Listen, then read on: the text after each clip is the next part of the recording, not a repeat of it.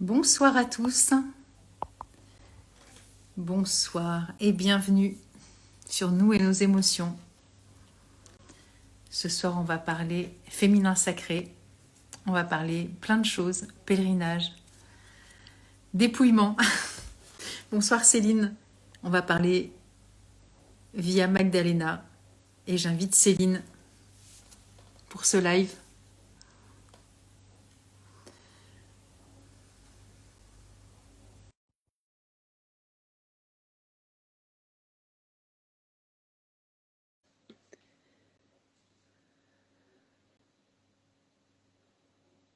Nous sommes à quelques centaines de kilomètres, quelques milliers de kilomètres. Hello! Coucou. Hola! Je viens juste d'arriver dans la jungle. Trop bien. C'est ce que tu vraiment, me disais. fait une chaleur à crever. On a traversé toutes les Andes là. C'est incroyable. Alors, pardon, je vais juste prendre un peu d'eau. Une seconde. Prends ton temps. Ouais, on est parti hier soir de Cusco et on a traversé toutes les Andes avec un pic à 4000 et quelques. Un endroit qu'on appelle un peu la ville dans les nuages parce que c'est juste incroyable. Et donc voilà, je viens d'arriver dans la jungle. Alors au Pérou, il y a 7 jungles des Andes jusqu'à vraiment l'Amazonie. On appelle ça la Ceja de Selva. Et donc je pense que je dois être à la 3e, 4e. Je suis pas vraiment, voilà, je suis entre les Andes. D'un côté j'ai les Andes, de l'autre côté j'ai l'Amazonie. Oh, voilà, c'est génial. J'aurais dû prendre ma carte du monde. Ouais, c'est ça. Bah ouais. Oh pétard. Oh là là là. Bon, moi, je te suis depuis quelques mois et j'ai été, comment dire, enchantée, émerveillée, subjuguée, embarquée, tu vois. Et ouais. Et du coup, voilà, je t'ai envoyé un message il y a, je sais plus, 1 mois et demi, 2 mois, et tu m'as dit oui, ça a été reporté pour des raisons techniques et de tes De divers connexion. périples. Voilà, c'est ça. Et je suis super contente de te rencontrer. Voilà, Bah écoute, moi je suis super c'est vraiment contente chouette. d'être avec toi et d'être avec vous et de parler parce qu'en fait pour l'instant de temps en temps je fais des directs. C'est Bah très oui. difficile de vivre cette aventure en partageant et tout ça, donc c'est la première fois que je partage avec quelqu'un en direct, Ah bah je suis donc très tu es la contente. première. Ouais. Bah c'est cool que tu me donnes l'opportunité aussi de, tu vois, de faire valoir ce que tu fais, enfin faire valoir autant que faire se peut, parce que voilà, c'est un chemin, il y a plein de choses que tu vas annoncer aussi pour soutenir ton projet, votre projet et tout ça. Mais voilà, je trouve ça chouette. Alors bon, je vais juste me présenter 2 minutes pour ta communauté et en même temps, moi, ce que j'attends aussi, c'est surtout, tu parles de toi, mais voilà, moi, c'est les émotions à travers les fleurs de bac. Donc, je ne sais pas si tu as déjà eu l'occasion de les connaître, les rencontrer, les utiliser. Ah Il y a non, des non, fleurs un si, peu partout je dans les le monde. utilise, elles m'accompagnent depuis des années. Bah, Je voilà. suis à fond fleur de bac. Donc, Eh ben, écoute, moi, ça fait 26 ans que je suis dedans. Je suis auteure aussi de livres et puis voilà, je fais des rendez-vous, tu vois, avec des entretiens où on va cheminer ensemble sur ce qui se passe actuellement pour soi, comment on voit l'événement, comment on l'interprète, parce qu'encore une fois, les interprétations sont multiples et variées et je ne vais pas parler de tout ce que j'ai vu traverser avec toi parce que voilà, l'ascenseur émotionnel, mais c'est un truc de fou. Et notamment quand tu es parti en Inde, moi j'étais à l'aéroport comme ça, au taquet avec mon téléphone. Et donc voilà, et puis voilà, je suis formatrice aussi pour le centre bac, donc tu vois, c'est aussi important pour moi de partager tout ça. Et je trouve que ce que tu partages, c'est tellement émotionnel. Bon, déjà, le nom via Magdalena, voilà, ça nous transporte. Et puis ce pèlerinage, ce chemin qui est juste incroyable. Et quand tu apparais à chaque fois à l'écran, c'est un festival émotionnel parce que ce que tu vis ah oui. est c'est surréaliste, quoi. Enfin, c'est vraiment unique, hein, donc je suis vraiment heureuse que tu nous partages ce chemin-là. Donc on a du temps, voilà, voilà, où tu es, on verra si le temps Il en faut nous avec est moi. Il en imparti. faut avec moi. Ouais, c'est clair. Ouais, mais en même temps, franchement, pour le coup, en même temps, bah oui, le temps, il en faut aussi pour expliquer tout ce qui se passe et le dérouler, le cheminement. Voilà. Après, on aura l'occasion, tu vois, quand tout sortira et que ça va se mettre en place avec ton éditeur et tout, on refera d'autres lives avec joie si tu as envie, tu vois. Pour moi, c'est vraiment OK. Avec plaisir. Donc, la parole est à toi. Alors justement, toute la journée, je me suis dit, bon, par où je vais commencer? Parce que franchement, Eh bien, par la alors, genèse, en fait, par le début, par le début. Tu vois, il y ouais, a un ADN dans ton histoire. Il y a voilà. Et toi en et fait, puis je il y a ce trouve que c'est projet. super. Ouais, en fait, je trouve que c'est super important parce que, parce que ça commence comme toute grande aventure par le dragon, quoi, la crise, l'horreur dans ta vie. Bon, on a tous connu le Covid et tout. Donc, le Covid, bah, déjà, pour commencer, je suis franco-péruvienne. J'ai vécu 20 ans au Pérou. Et dans ma vie, bon, j'ai toujours été très rebelle, très. Qui était depuis toute petite, c'est que je voulais voyager. Voilà, c'était mon truc, je voulais voyager, mais je ne savais pas. Donc, j'étais hôtesse de l'air, accompagnatrice, enfin bon, j'ai fait plein de trucs. Et j'ai une particularité, c'est que quand une porte s'ouvre devant moi, quelle qu'elle soit, je sens qu'il y a un truc et j'y vais. Et je ne me pose pas de questions. Bon, alors des fois, je tombe, je me casse la figure, bon, c'est pas grave. Et quand j'avais 20 et quelques années, mon père, au Brésil, mon grand-père meurt, je prends un avion du Brésil, enfin bon, c'était tout encore une folie. Et je décide d'aller sur les traces de mon grand-père, puisque mon grand-père est andin. Et en fait, j'ai une tourista de la mort. Et le bus, parce que j'avais plus d'argent, donc je prends le bus le plus pauvre, me dépose au milieu du désert en me disant, mademoiselle, ça va pas être possible. On va pas pouvoir marcher, on va pas pouvoir s'arrêter toutes les 3 minutes pour aller aux toilettes, quoi. Et donc, il me laisse dans un désert, dans un hôtel de passe, où toute la nuit, je me suis dit, je vais mourir, qu'est-ce que je fais là? Bref, et tout ça pour dire que le lendemain, je me réveille en vie. Et j'étais à Nazca, là où il y a les lignes de Nazca à peu près, et je me souviens qu'il y a un oncle qui habite par là. Et je vais le voir. On me dit, est-ce que vous connaissez Eduardo Rang? Il me dit, ah oui, oui, il habite pas très loin. Donc je frappe. La dernière fois qu'il m'a vu, je suis un bébé. Et bon, je reste 3 jours chez lui. Et juste avant de partir ce voyage, un ami, vous allez voir pourquoi je raconte tout ça, un ami qui est photographe me dit, tiens Céline, je vais aller au centre de l'IMA, est-ce que tu veux venir? Et donc il vient, je fais 3 photos sur son film, donc le jour où je pars, il me donne 3 photos, et moi je les mets dans un livre. Et je reste 3 jours chez cet oncle, et au moment où je vais descendre une bus, le livre tombe et les photos sortent. Et mon oncle me dit, mais c'est qui a fait ces photos? Oh, je lui dis, c'est rien, c'est moi. Et je ne savais pas ce que je voulais faire. À ce moment, j'avais 22, 23 ans, je ne savais pas, j'étais paumée, j'avais été hôtesse de l'air, j'avais baroudé 1 an. Et il regarde et me dit, mais t'es photographe? Je dis, bah non, je ne suis pas photographe. Ah si, tu es photographe. Et lui avait été photographe national géographique et photographe de mode en Italie. Bref, voilà. Donc c'est comme ça que je deviens photographe. Je fais un bond de 30 ans, arrive le Covid et en fait, j'ai toujours été photographe engagée. J'ai vécu 2 ans avec les femmes SDF à Paris. Et j'ai fait un livre qui s'appelle Cœur de femme, qui a été préfacé par Simone Veil, que j'ai rencontré avec les femmes de la rue. J'ai dénoncé l'esclavage en République dominicaine, où j'ai vécu comme missionnaire laïque cachée pendant 6 mois. Et en fait, je suis à la base d'une campagne internationale qui a changé la constitution dominicaine avec Amnesty International, tout ça. Okay. J'ai fait un sujet sur la chasse à coups en disant, mais comment tu as pu travailler pendant... Et moi, ce qui m'intéresse, c'est la nature humaine.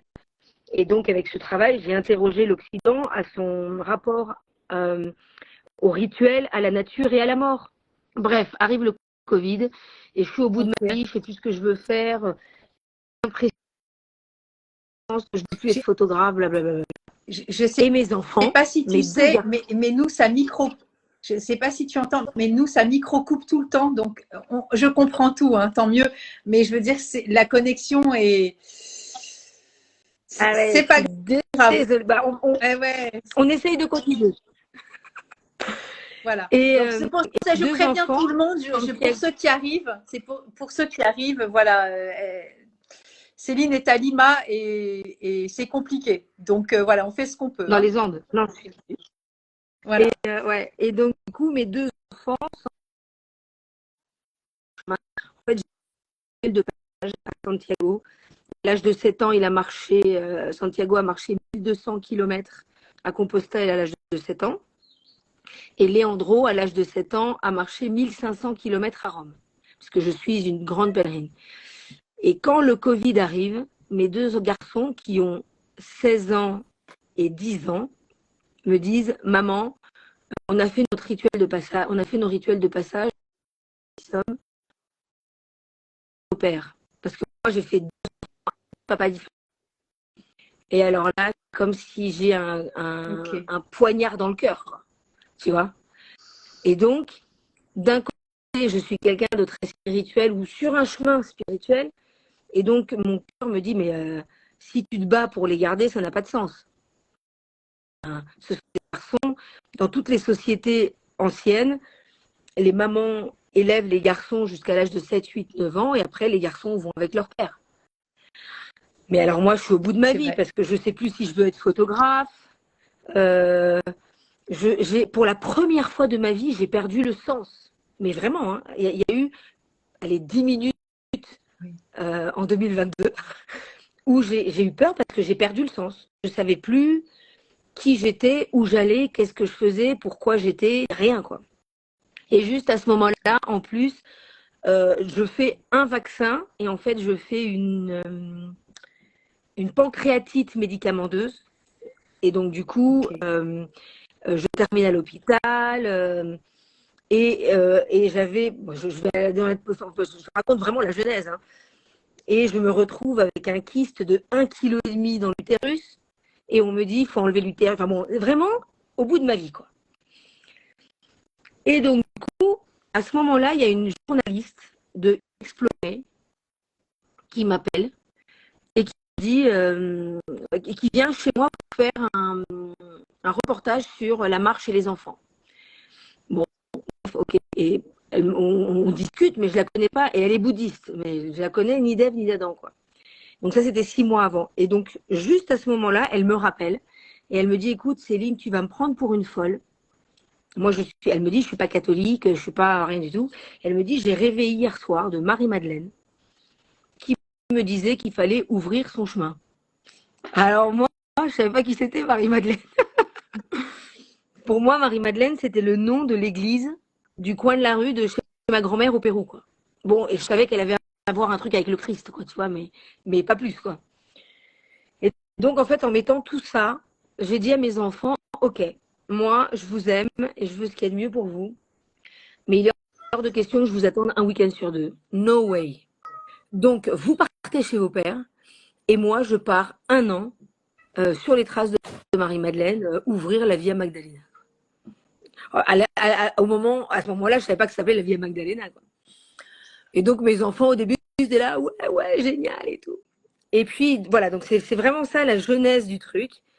Et petit à petit, j'ai commencé donc à me renseigner, c'était qui cette Marie-Madeleine, quoi.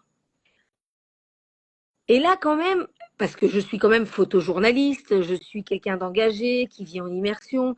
Mon travail, c'est d'observer, c'est de regarder. Et c'est ça, c'est que tous mes sujets, je les vis en immersion. Quand j'étais avec les femmes SDF, j'ai vécu 2 ans avec les femmes SDF avec Cœur de Femme. Après, la chasse à courre, pareil. Après, les déplacés par la violence, pareil, en Colombie. Après, Esclaves au paradis, pareil. Donc là, j'étais à fond, à fond, à fond. Et au début, on devait partir à 9 femmes. On devait partir à 9 femmes. Après, ça s'est pas fait. Après, à 4 femmes. Après, on est parti 2 femmes. Et Claire a dû arrêter le chemin à peu près 3 semaines après. Notre départ, quoi. Et pour revenir à la jeunesse, c'était que, donc quand je suis partie, j'avais 47 ans, c'était 1 an et demi, il y a 1 an, et je me suis dit, pour une fois dans ma vie, je veux vivre le dépouillement. Mais pas genre, ouais, allez, je me dépouille. Le dépouillement, quoi. Non, Et alors, ça, c'est sûr que c'est pas à ce niveau-là que ça s'est passé, hein. Ah non, mais non. là, c'est. Non, mais j'ai tout vendu. Non, non, mais J'ai tout j'ai vendu. entendu déjà. Ouais, non, mais vas-y, raconte parce que Non, mais c'est horrible. Ah Non, ouais, non, mais bon. aujourd'hui, c'est pas ça, mais j'ai pleuré pendant des mois. C'est-à-dire que j'ai donné mon préavis et j'ai tout vendu. C'est-à-dire un truc tout con, hein. Mon Magimix que j'avais acheté 1 500 €, qui était un investissement pour moi parce que j'adore cuisiner. C'était vraiment. Et ben, je l'ai vendu, je sais pas, à 300 €. Alors la nana, c'était une mère de famille, elle était mais tellement contente. Mais dans ce dépouillement, c'était pas de. J'ai vendu le maximum que je pouvais pour mettre un peu d'argent pour ce voyage. Le reste, je les ai donnés aux réfugiés et à une recyclerie qui est, je sais plus où, enfin dans le 93, non dans le 92 ou dans le 93, je sais pas, bref. Mais le dernier jour où la recyclerie est venue, l'association des réfugiés est venue et que une quinzaine de personnes sont rentrées dans mon appartement et que moi je suis mère célibataire, donc tout ce que j'ai acheté, mais j'avais rien, j'étais en location. Alors on peut dire ouais non mais t'étais en location, mais ouais, mais quand t'es maman célibataire avec 2 enfants, que je louais mon appartement en Airbnb pour faire la fin de mois, pour pouvoir payer mon loyer, tu vois, et que quand j'achetais, mais j'ai vu tout partir comme ça, et le reste tenait dans 2 caisses avec les dessins de Santiago, les Andro, enfin toi mes trucs comme ça, mais bon, ça, c'était la partie fun, on va dire. Mais une fois que je suis partie et que tous les soirs, j'étais accueillie dans des maisons et que je voyais des maisons avec des familles et ils avaient des matelas, des cuillères, des assiettes, tu vois. Et j'ai pleuré pendant 4 mois. Ouais, Pendant quatre ouais. mois, je pleurais dans la forêt en disant, mais t'es folle. Parce qu'en plus, une fois que j'ai décidé de partir, il s'est passé, Claire, elle en pouvait plus quand on marchait au début ensemble parce qu'il y avait Bouygues Télécom qui m'appelait, il y avait l'électrique. C'est-à-dire que j'étais en train de marcher vers Jérusalem et en fait, tu ne te coupes pas de la société comme Bien ça. sûr, Il faut les abonnements, les carrément. trucs, mais Bah ouais. en fait, j'ai mis, allez, je vais dire, ouais, j'ai mis 5 mois, 4, 5 mois à pouvoir vraiment couper et arrêter de pleurer parce qu'en fait, je pleurais tous les jours en me disant, j'ai plus de petite cuillère. Non, mais enfin, je sais pas, j'ai fait une fixette sur la petite cuillère. Non, mais bon, après, enfin, il y a pas à juger, tu vois, il y a pas on peut pas comprendre ce que tu as vécu. Et en même temps, on l'entend intellectuellement, mais je veux dire, c'est d'une force. Tu vois bien quand on perd un truc ou il y a un truc qui pète, on est déjà en vrac. Donc, ce que Non, tu as raconté, non, mais c'est énorme. Et du coup, question, Claire, est-ce que c'est elle qui avait fait le rêve ou pas? ah non, non, alors c'est Réjeanne qui, elle, n'a Ah, pas pu partir. ok, En fait, je me suis retrouvée, parce qu'en fait, son rêve, c'était que, elle disait que 2 scribes devaient ouais, partir. ok, Et Réjeanne est écrivaine, mais ok, Claire aussi. Mais ok. à la fin, mais attends, en fait, Claire a décidé de partir à Rocamadour. C'est-à-dire qu'on est à partir de Vézelay déjà. Non, mais il m'est arrivé des trucs de dingue. C'est-à-dire qu'on arrive à Vézelay et Claire, elle a le pied en vrac, elle en peut plus et elle peut pas, quoi. Mais moi, je sais qu'entre Vézelay et le Puy, c'est le Morvan. Ouais. Et le Morvan, c'est la mort. Et moi, j'ai dit, mais je vais mourir. Donc, je pars, mais non, mais moi qui ai traversé, j'ai fait du sac à dos toute seule, j'ai traversé le monde, quoi. Tu vois, je suis une baroudeuse. Et ben, je pense que d'avoir eu des enfants, d'avoir vécu en France, d'être rentrée dans le système, mais j'étais tétanisée. Ouais. Mais tétanisée. Et moi, je suis de culture chrétienne. Et je suis d'une famille extrêmement catholique, mais en fait, à chaque fois qu'on a voulu me faire baptiser, il s'est passé quelque chose. Et ma grand-mère, qui est moitié péruvienne, moitié animiste, elle a dit bon bah elle est vouée à autre chose. Donc, Celui-là. donc du coup, moi je prie les apus qui sont les divinités de la montagne. Enfin, je prie la Vierge, je prie tout le monde, mais je prie par terre, je prie. C'est un Ouais. acte en fait. Bah oui, en fait, Et la prière, c'est un état d'être, c'est pas un instant dévoué. Et du coup, juste pour parler de Claire et de Réjeanne, tu es partie de chez toi où tu as tout vendu à pied tout avec un sac. avec un sac qui pesait 400 000 kilos, alors que j'ai déjà marché. Et j'exagère pas, en 20 ans, j'ai marché à peu près, bah là, avec ce que j'ai fait là, j'ai marché 20 000 kilomètres. Donc j'ai fait 10 fois le Ok. chemin de Compostelle, j'ai écrit plein de bouquins, j'ai emmené mes deux, donc je sais. Mais là, mon sac, il faisait 40 kilos, quoi. Mais en Ouais, fait, et c'est ce qu'on dit, c'est-à-dire que quand tu pars marcher, tu pars avec tes peurs, en fait. bah, bien sûr. C'est pour ça que tu avances, tu te délestes, mais tu vois, tu pars. Alors, je t'explique même pas la quantité de fleurs de bac que j'avais quand je suis C'est vrai, partie. Entre les fleurs c'est de vrai. bac et les huiles essentielles. Ah bah Eh, oui, non, mais ça pèse une blinde de tonnes, hein, les fleurs de bac et les huiles exactement. essentielles. Ah Non, ouais. Et du coup, Réjeanne, elle avait mal aux pieds, donc du coup, non, c'était le cauchemar, elle a clair. abandonné. C'est clair Claire. qu'il y avait un problème au pied. Ok. Et en fait, elle s'est dit, on se retrouve à Rocamadour, c'est une grande marcheuse aussi, donc elle avait déjà fait. Mais Claire, elle a 70 ans, on n'a pas le même âge, Ouais. tu vois, mais c'est quelqu'un qui a énormément marché. Et en fait, bon, je raconterai, mais au moment, parce qu'on s'est retrouvés sur le bateau après pour traverser en Égypte, et juste après, elle devait continuer avec nous, et heureusement qu'elle n'a pas continué parce qu'elle a elle a fait un infarctus. Ok.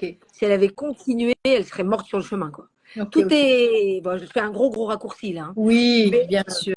Mais tu mais vas le le truc, raconter parce que tu vas laisser une œuvre. ah bah oui. C'est même pas non, Non, mais mais le truc qui est dingue, c'est que moi qui ne suis pas trop enfin, qui suis croyante, mais sans vraiment l'être, et que je sais que je vais travailler le Morvan, je dis non, mais vous avez fumé la moquette, moi je ne traverse pas le Morvan toute seule. Et donc je vais sur Internet et je cherche c'est qui le big boss des archanges. Tu vois, je me dis, moi je vais voir qui est le big boss donc je vois que le big boss des archanges, c'est Saint-Michel, Saint-Michel, quoi. ouais. Et donc là, je mets mes mains et je dis, et je te jure, parce que je l'écris à ce moment-là, je dis bon, Saint-Michel. Parce qu'en plus, Saint-Michel, c'est celui qui convertit aussi, un truc comme ça. Donc je lui dis, Saint-Michel, ok, je suis à Saint-Léon, dans un tout petit bled au milieu de la France.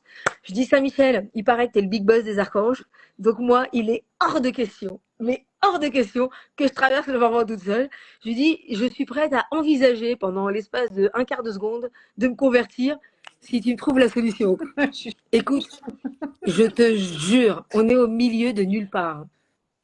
Je suis dans un espèce de... Alors, très bizarrement, à Saint-Léon, il y a une espèce de bibliothèque, café qui est juste magique, où ils vendent que des trucs bio, mais le truc, tu te dis, Improbable. il se passe quoi ici? Improbable.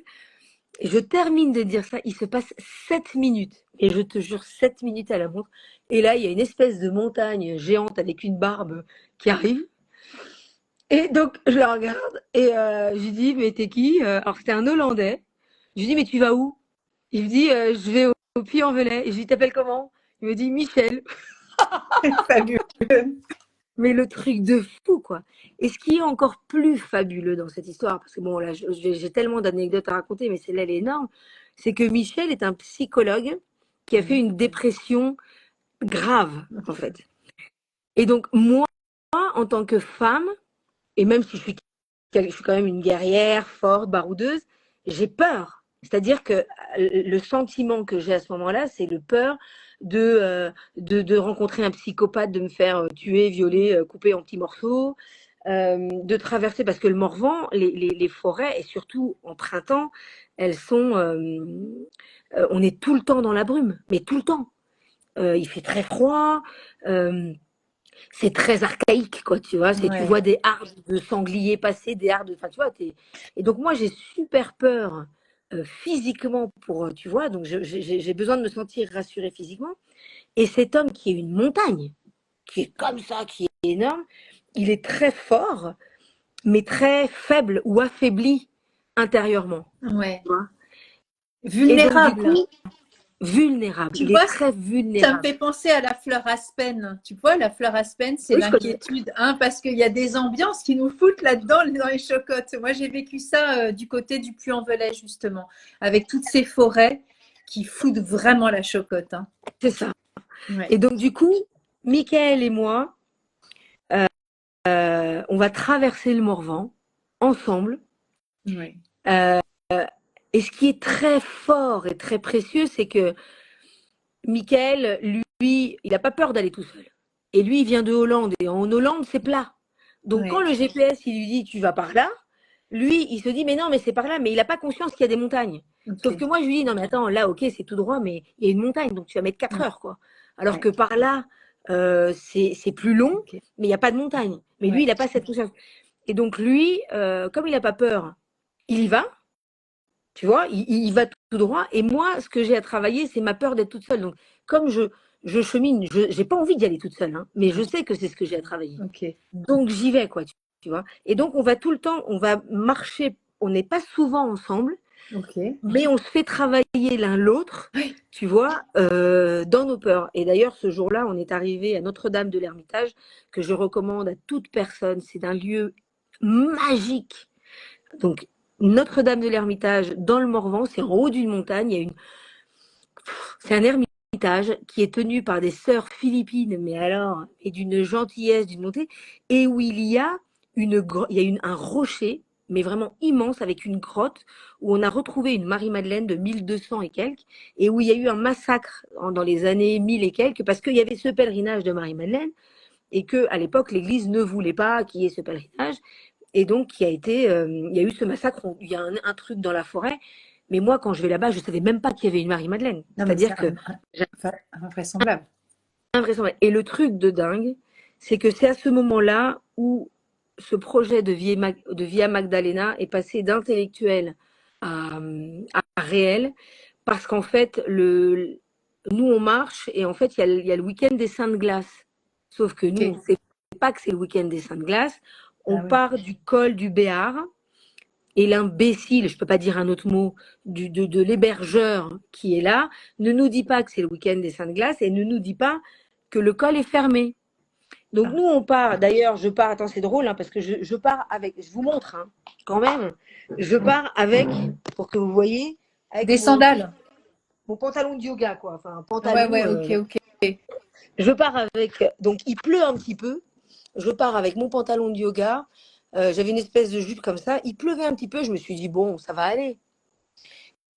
Écoute, on se retrouve coincé dans la montagne entre deux cols. Euh, Michael était plus devant moi, mais en fait, il y avait tellement comment on dit, de nébline, hein, pas de buée, De brouillard? de brouillard. Il y avait tellement de brouillard que je ne voyais pas à 1 mètre. Et, euh, et en fait, j'avais plus de GPS. J'avais plus rien. On voyait rien. J'étais paumée. Mais quand je te dis paumée, c'est paumé. Et tellement paumée qu'à un moment donné, bon, en fait, je me rends, à un moment donné, tu sais, je me dis c'est fini. C'est en fait parce que ça faisait 8 heures que je marchais, j'avais froid, il pleuvait des cordes, il faisait moins, je sais pas combien, ou zéro, enfin tu vois, il faisait. Et là, j'ai pour me réchauffer. Bon, ce que je vais te raconter, c'est assez, enfin, c'est la réalité. C'est-à-dire que il fait tellement froid, j'ai les mains tellement congelées que je ne peux pas me déshabiller pour faire pipi, en fait. Et donc, je me fais pipi 3 fois sur moi. Du coup, ça me réchauffe, mais en même temps, il y a de l'urée. Donc, je suis complètement irritée, quoi. Et là, à un moment donné, je me dis, c'est fini, j'arrête, quoi. Et je vois, et je m'en rends compte parce que j'ai l'image de Santiago et de Leandro qui vient comme ça. Tu sais, mais vraiment, quand on te dit, quand on te dit, ouais, quand tu meurs, tu vois ta vie qui va traverser. Là, c'est pas ma vie, c'est mes enfants, quoi. Et je me dis, mais putain, mais t'es complètement con. Qu'est-ce que tu fous là, quoi? Qu'est-ce qu'on en a à foutre de Marie-Madeleine, enfin, tu vois? Bien Et sûr. c'était l'horreur. Et là, je me dis, bon, allez, Céline, si tu meurs en marchant. Donc, je commence à hurler dans la montagne, à chanter, tu vois, pour me réchauffer et tout ça. Et finalement, je retrouve Michael. Et il nous restait, et après ça, on a marché à peu près 8 kilomètres. Mais 8 kilomètres, c'est 3 heures, quoi. Et donc, on arrive dans un village où on commence à taper sur une porte. Et ah non, il y a encore un truc, c'est qu'à un moment donné, je sens plus mes pieds, je suis en hypothermie. Et donc, du coup, j'arrête pas de tomber. Et sauf qu'il y a une pierre comme ça qui rentre dans mon pied et donc qui me fait mal. Et donc, je me dis, bah, tant que la pierre me fait mal, c'est que je suis vivante et que je peux continuer à avancer, quoi. Mais c'est un truc de fou, quoi, tu vois. Bref, on arrive au col de, je sais plus comment, des Super. On arrive au col des Super et là, il y a un mec qui sort et me dit, mais vous êtes complètement malade. C'est le week-end des Saintes Glaces. Enfin, bon, il nous prend. Je prends une douche de 1 heure, une douche froide. Et, et à ce moment-là, il y a une nana qui me suit sur les réseaux sociaux depuis que je suis partie qui se dit, mais c'est le week-end des 5 glaces, elle est complètement folle comme elle est habillée. Et elle me dit, il faut que je la trouve. Enfin, elle se dit, il faut que je la trouve. Et donc, la nana, elle part de chez elle à 2 heures de là où je suis, Ouais. où elle a acheté des gants, des collants, elle me ramène, elle prend un pull de sa fille. Non, mais attends, je vais pleurer. Chouchou, c'est un truc de fou, Et la quoi. nana, elle me cherche partout. Et elle arrive où je suis. Ah, c'est Alors moi j'étais sous une couette alors parce que ils m'ont mis tu sais le truc là doré là avec 50 couvertes mais moi j'étais bah morte hein. Je te jure oui, j'étais en train de mourir. Mais l'anecdote de quoi c'est ça c'est l'anecdote de ça c'est quoi c'est qu'en fait après je me rends compte que le mont où je suis là où j'ai failli mourir ça s'appelle le mont Job. ok. Et pour les gens qui connaissent, La voilà, Bible. c'est vraiment le bon Job, c'est celui à qui on lui dit, le mec il perd tout, et il continue à dire mais non, c'est vrai. Et en fait, ce moment-là de l'aventure, c'est le moment où cette folle aventure d'ouvrir la Via Magdalena, de partir sur les traces de Marie-Madeleine, est devenue mon histoire en fait. Est devenue, c'était pas un truc, un projet Bien sûr, intellectuel, c'était ma propre foi qui n'est pas carrément. forcément, n'est pas catholique, mais et là, je me suis dit, je peux aller jusqu'au bout du monde. Et de Paris, donc au Mont Job, j'ai été dans toutes mes peurs, mais j'ai été complètement tétanisée par mes peurs. Enfin, tu vois, je continue à avancer parce que je sais avancer, parce que je suis une guerrière. Bien sûr. Mais j'avançais avec 50 000, tu vois, je me rattrape comme je peux. Mais je ne travaillais pas forcément profondément mes peurs. C'est-à-dire que elles étaient là. J'étais comme une handicapée, en fait, une guerrière handicapée, quoi, tu vois, qui avance parce qu'il faut avancer, tu vois, et que de toute façon, je vais y arriver parce que je suis une guerrière, sans jamais aller me poser, même si je continue à marcher en disant, bon, allez, il est où le problème, quoi? C'est quoi le problème avec les petites cuillères? Ouais, mais en même temps, tu vois, quand je t'entends, donc je pense à la fleur Hawk, hein, le chêne, hein, qui est vraiment une vraie guerrière et qui lutte et qui va pas se la raconter, tu vois. Et en même temps, il y a cette grande vulnérabilité qui fait que c'est aussi ce côté guerrier qui t'a permis aussi de lutter sur la pierre qui te fait mal aux pieds, sur ce corps qui est froid, où tu rines dessus et du coup l'urée te brûle. Enfin, je veux dire, il faut avoir une putain de force. Et alors, tu vas me dire, oui, ok, c'est de la survie, d'accord, mais il y a chacun, on a des mesures de capacité à endurer aussi. Et c'est aussi ça qui est beau, c'est que c'est pas que intellectuel d'avoir de la force et d'être courageux. Ça nous permet aussi de résister et de outrepasser des étapes de nos vies. Sinon, enfin, comment tu as retrouvé cette foi en disant, de toute façon, tant pis, c'est fini, maintenant je chante. Ah oui, Et tu as retrouvé, non, mais tu as retrouvé Michael, tu vois, ah non, c'est un Michel, truc de et dingue. non, mais voilà, tu vois ce que je veux dire, c'est que, ok, d'accord, après on peut dire, ah bah ok, c'était le destin. Ouais, peut-être, mais putain, quand tu en chies, quoi. Enfin, je veux dire, c'est pas. Quand tu Ouais, sens la fin, c'est la fin, quoi. C'est ah non, pas. mais moi, quand j'ai vu les images quand j'ai vu Santiago et Leandro, et je pleurais, et je chantais. Mais en fait, ce que j'ai compris à ce moment-là aussi, c'est que bien évidemment que vu de l'extérieur, on peut dire, waouh, quel courage. Mais moi, Céline Anaya Gauthier, ce que je sais faire, c'est être une guerrière.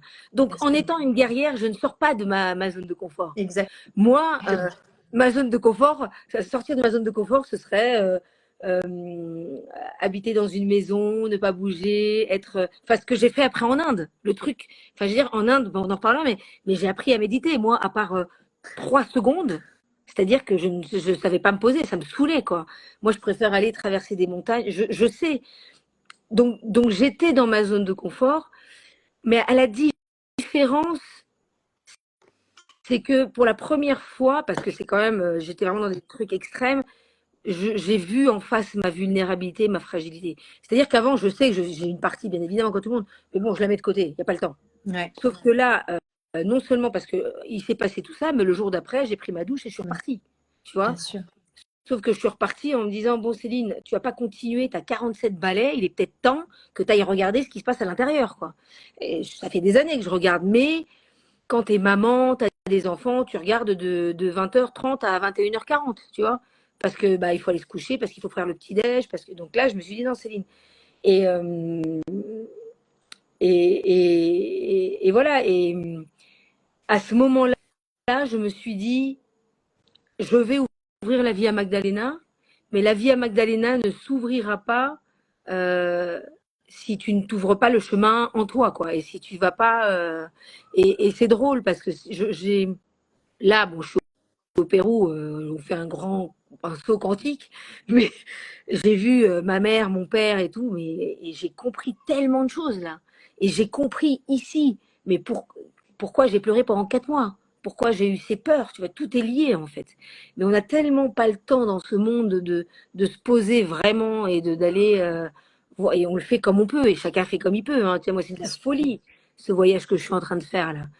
Mais voilà, donc la première partie du voyage, ça a vraiment été jusqu'au Puy-en-Velay. Et déjà, quand je suis arrivée au Puy-en-Velay, j'ai l'impression d'être arrivée à l'Everest.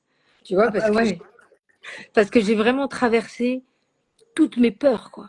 Mais dénudée, quoi, tu vois. J'étais toute seule, traverser le Morvan toute seule, même si Michael n'était pas très loin, mais jamais de la vie, tu me dis, là, va traverser les forêts, les bois noirs. Mais les bois noirs, mais c'est l'horreur. Tu vois, aujourd'hui, je pense qu'aujourd'hui, je pourrais le faire. Avec la femme que je suis Ouais. aujourd'hui, j'y vais. Mais s'il y a un an, on va se balader, tu me dis, tiens, on va te balader, pardon, mais jamais de la vie, quoi.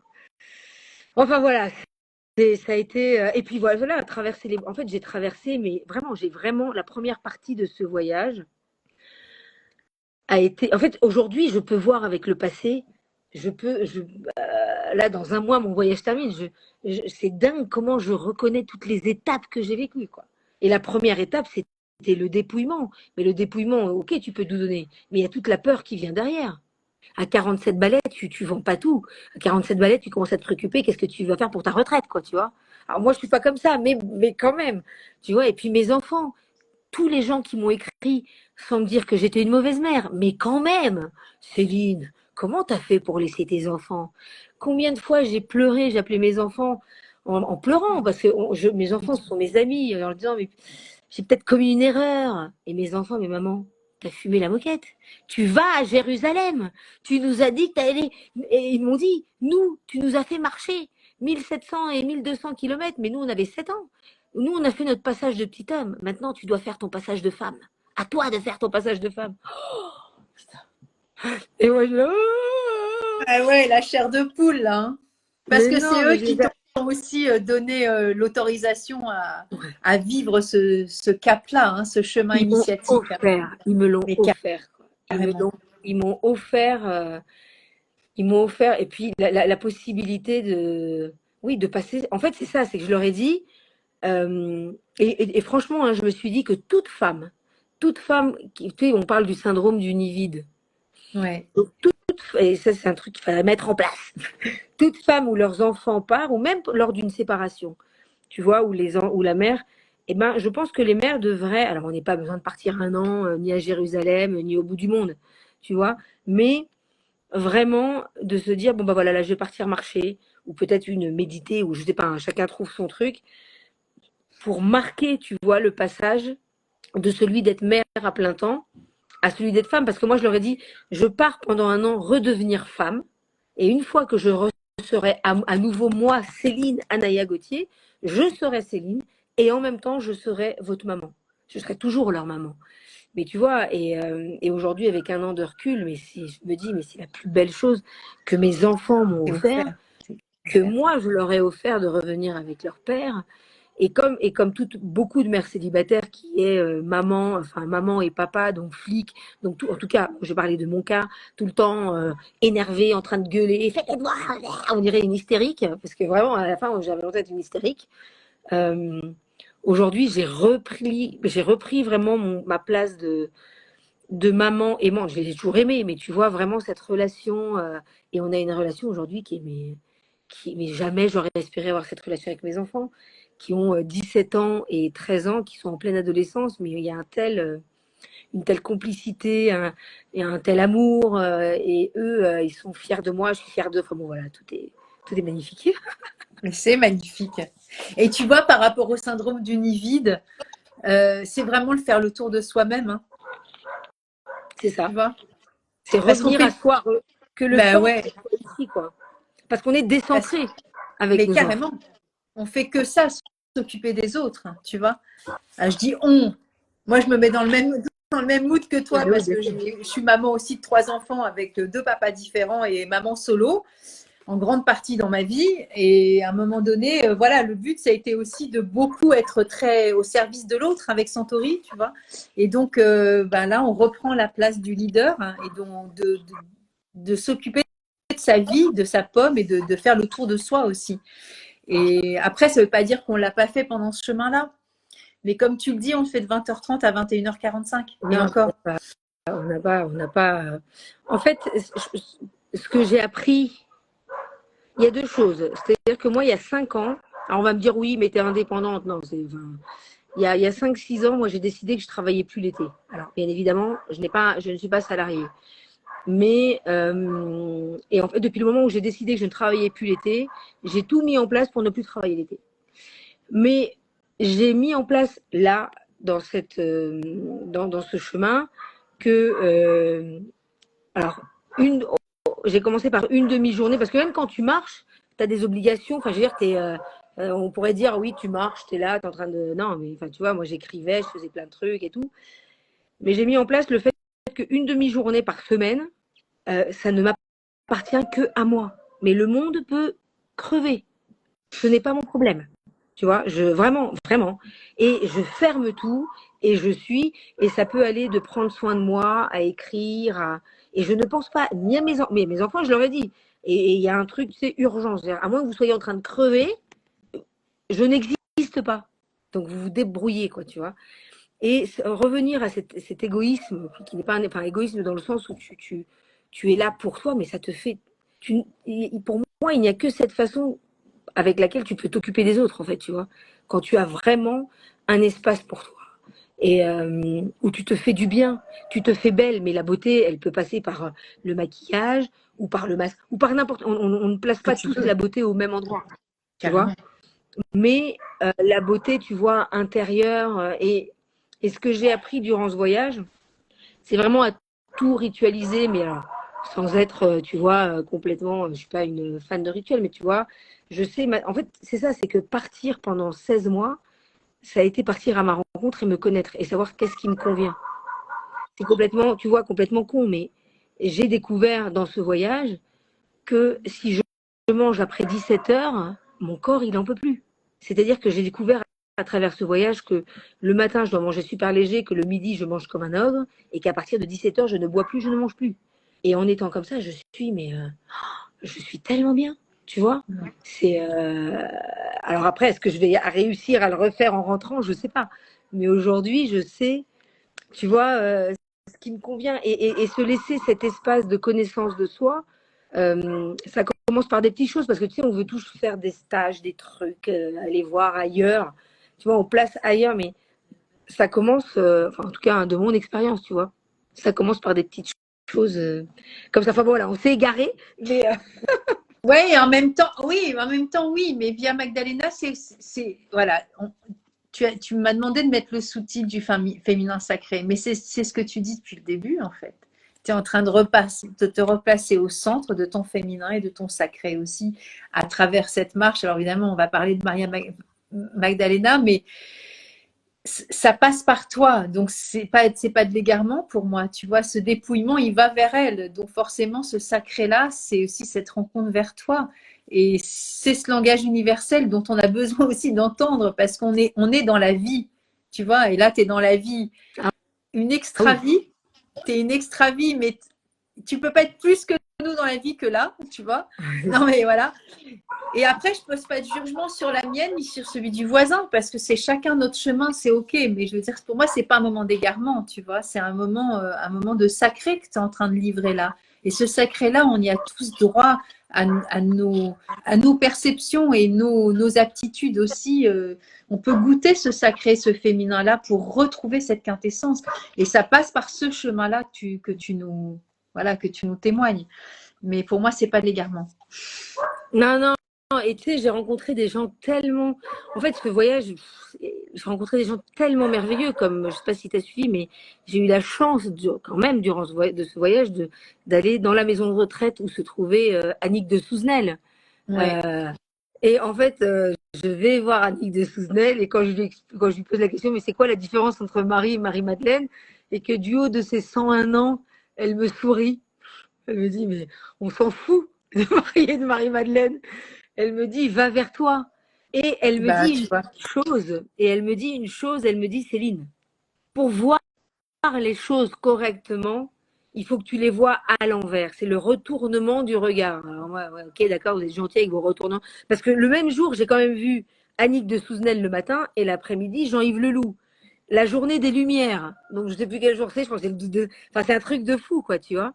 Et quand je t'entends, c'est pour ça que je te parle de ça, parce que quand tu parles de dépouillement, c'est là, en fait, où j'ai compris que ce qu'on appelle le dépouillement, en fait, c'est pas le dépouillement, c'est le, dans cette société dans laquelle on vit, oui, on peut dépouiller, c'est tout perdre, mais finalement, c'est l'enrichissement. C'est-à-dire que tu enlèves tout le Carrément. superflu, tu vois. C'est-à-dire que finalement, tu t'enrichis. C'est-à-dire que moi, aujourd'hui, je n'ai plus peur de rien perdre puisque j'ai rien.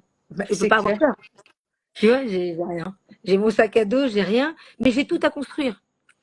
Mais aujourd'hui, je sais, j'ai compris, et c'est encore une chose, c'est-à-dire que toute ma vie, j'ai été une photographe engagée. Donc toute ma vie, je me suis battue pour des causes. Donc en fait, j'ai placé à l'extérieur de moi cette colère, tu vois, que j'avais pour mon enfance ou pour mes parents ou pour tous ces trucs. J'ai été, et ça m'a aidé, tu vois, à faire une psychologie, à faire un chemin spirituel et à me guérir. Mais j'étais toujours à l'extérieur. Et ce que j'ai fait avec ce chemin, parce que moi, là, je vais terminer ce chemin, et si la question du début, c'est est-ce que je suis photographe ou pas, est-ce que ça sert quelque chose ou pas, c'est-à-dire qu'aujourd'hui, je sais que je suis photographe dans l'âme. Je vais réaliser un film et je sais que le talent que m'a donné Dieu, l'univers ou qui que ce soit, c'est ce talent d'observer, de regarder et d'arriver à photographier l'âme, l'essence des choses. Sauf que ce qui change entre il y a un an et maintenant, c'est que j'étais au bout de moi-même, au bout de ma colère, et que d'ailleurs, j'ai revu au Pérou quand même mon père après 30 ans. Moi, j'ai pas vu mon père pendant 30 ans, quoi. C'est-à-dire que ce voyage se termine avec je vois mon père, voilà, après 30 ans. Alors le monde spirituel devrait dire que oh, j'ai vu mon père et mon cœur s'est ouvert et que je l'ai accueilli et que je l'ai aimé. En fait, je l'ai vu et c'est comme si j'avais vu un mur. Enfin, vraiment, ça ne m'a fait ni chaud ni froid, mais ni dans la colère, ni dans rien, tu vois. Et j'ai vu ma mère après, et avec ma mère avec qui je me voyais. Mais j'ai compris, sans rentrer dans les détails, mais j'ai compris tellement de choses. J'ai compris pourquoi j'avais pleuré pendant 4 mois dans le Morvan, parce que pourquoi j'avais ces peurs, pourquoi j'étais handicapée. Et la femme que je suis aujourd'hui se rend compte comment, parce qu'on est enfant et on aime nos parents, euh, je les ai victimisés. Tu vois, donc j'ai porté sur mon dos, bon, les pauvres, ils ont fait comme ils ont pu. Bon, bien évidemment, tout le monde fait comme il peut. Mais au-delà du fait que tout le monde fait comme il peut, j'ai porté sur mes épaules une espèce de culpabilité, quelque chose comme bon, bref. Et en les voyant, j'ai dit, mais non, on arrête le carnage. C'est ta merde. C'est-à-dire que tu as fait tes choix. En tant qu'être humain, bah, ça me fait beaucoup de peine, mais c'est ta merde, quoi. C'est à toi de faire ton chemin, c'est à toi de régler tes problèmes. Carrément. C'est pas à moi en tant que fille. Et mon père, bon, bah, je l'ai revu après 30 ans, ok, mais c'est comme si je te dis, ça m'a fait. C'est terrible, hein. Enfin, terrible ou pas, mais c'est la réalité. Ça m'a fait ni chaud ni froid, mais ça m'a libérée, en fait. Et aujourd'hui, j'ai tout ce chemin de Marie-Madeleine, on va en reparler. Marie-Madeleine, pour moi, en fait, il y a tellement de choses à dire, hein. Je sais que je pars peut-être un peu dans tous les sens, mais Non, parce que ça rejoint la colère dont tu parlais, ça rejoint les larmes et ça rejoint aussi l'apaisement auquel alors, tu… exactement. Aujourd'hui, j'ai compris, pour vraiment aller à la quintessence de ce que j'ai compris. C'est-à-dire que quand je suis arrivée en Italie, alors la deuxième fois, bon, pour les gens qui ne me suivent pas, donc je marchais de Paris à Jérusalem sur les traces de Marie-Madeleine, mais je suis arrivée le 7 octobre à Port Saïd, à 200 km de Gaza. Donc, ce jour-là, on m'a dit, no way, c'est terminé ton voyage, tu peux plus continuer. Et moi, je me suis dit, bon, les Gazaouis, les Égyptiens, ils ont autre chose à gérer qu'une blanche qui a envie de traverser leur pays sur les traces de Marie-Madeleine. Enfin, tu vois, je n'ai pas, moi, j'ai baroudé toute ma vie, j'ai traversé l'Afrique, donc j'étais pas dans un défi sportif. Ouais. Et en fait, c'est la meilleure chose qui a pu m'arriver. C'est-à-dire qu'en faisant ça, du coup, j'ai traversé l'Égypte jusqu'à Assouan. Après, je suis partie en Turquie voir les derviches tourneurs. Enfin bon, je me suis adaptée. Tu vois, je me suis adaptée. Mais tout ça pour dire que à ce moment-là, j'ai compris une chose. C'est-à-dire que quand tu lis la Bible, que tu sois croyant ou pas, on doit tous lire la Bible. Parce que l'on soit croyant ou pas, notre société occidentale est basée sur des valeurs chrétiennes, qu'on le veuille ou non. Bah, de toute façon, D'accord? oui, mais la politique a été basée là-dessus et tous les Exact. pays occidentaux Exact. Et donc, et quand on orientaux. veut, et quand on s'intéresse à Marie-Madeleine ou à quoi que ce soit, on doit, parce qu'on posait souvent la question. Donc, ce qu'il faut faire, c'est commencer par lire les évangiles canoniques.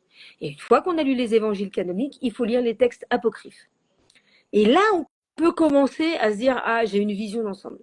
Et une fois que j'ai lu tout ça, parce que je les ai lus et relus et écoutés pendant les chemins et tout ça, et j'en ai parlé à un archevêque qui m'a dit, oui, t'as raison. C'est que, en fait, tu peux lire la Bible avec la règle, le patriarcat. Donc, tu suis la règle, Abraham, Moïse, tout. Donc voilà, t'es bon, tout. Tu es dans la règle et tout ce que tu fais est bien. Sauf que, finalement, alors là, je vais être un peu vulgaire ou un peu ordinaire. Tu vois, la seule, c'est-à-dire que le jour où on crucifie le Christ, Pierre, déjà, il dit non, non, je le connais pas pendant 3 fois. Ils sont tous en train de se terrer, ils ont tous peur. Et la seule qui fait fuck, qui fait un doigt à tout le monde et qui dit mais allez vous faire foutre, c'est Marie-Madeleine. Donc finalement, c'est-à-dire que celle qui voit la résurrection, c'est celle qui désobéit à la règle. Et c'est la différence que je fais moi entre le voyant, le génie. Alors ça, c'est un truc vraiment personnel que une vision que j'ai, c'est le voyant, le génie et le visionnaire. C'est-à-dire que le voyant, il est dans la physique quantique, c'est-à-dire qu'il voit quelque chose que tu as déjà mis en place. Bon, bah, si tu mets une graine dans le sol et tu mets de l'eau et tu en prends soin, bon, bah, le truc, il va pousser. Voilà, donc quand tu prends un chemin, il y a des gens qui sont dans cette capacité de voir dans l'invisible. Oui. Le génie, c'est celui qui voit dans l'invisible, tu vois, mais qui voit ce que personne ne voit, tu vois. Mais le visionnaire, c'est celui qui voit au-delà, tu vois, de tout ça. C'est celui qui est, c'est même pas dans la physique quantique, quoi. C'est encore dans un autre truc. Et Marie-Madeleine, c'est ça, c'est-à-dire que si tu suis la voie du patriarcat, la voie du patriarcat, la voie de la règle, qui sont en fait, bon, j'ai tellement appris de choses, mais bon, allez, je vais donner quelques exemples. C'est-à-dire qu'à l'époque du Christ, tu as les chrétiens hellénistes et les chrétiens hébraïques. Les chrétiens hébraïques, c'est la loi, c'est la règle, c'est les juifs. D'accord? Les chrétiens hellénistes, parce qu'à l'époque, bon, déjà, il n'y avait pas de chrétiens, c'était des juifs. Donc, on va dire les juifs, hein, les juifs hébraïques et les juifs. Et parce qu'à ce moment-là, tout ce bassin, c'est l'Égypte, c'est la Grèce, c'est tout ça. Donc, les chrétiens, les premiers chrétiens hellénistes, c'est ceux qui descendent de la Grèce, des penseurs. Ils ont tous lu Platon, Socrate, tout ça. Grands penseurs. Les grands penseurs. Et donc, ils ont une vision beaucoup plus philosophique. Et c'est ça, en fait, qui se joue dans la Bible, c'est que effectivement, tu peux lire le truc par rapport à la règle et être dans les clous, ou tu peux être celle qui est la rebelle, ou le rebelle, tu vois. Mais c'est là le féminin et le sacré, c'est cette intuition, en fait, qui va dire fuck, tu vois, et qui va dire non, et qui va suivre son intuition.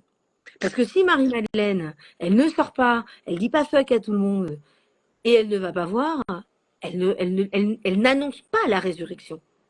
Donc, finalement, dans nos vies d'aujourd'hui, tu peux faire ta vie.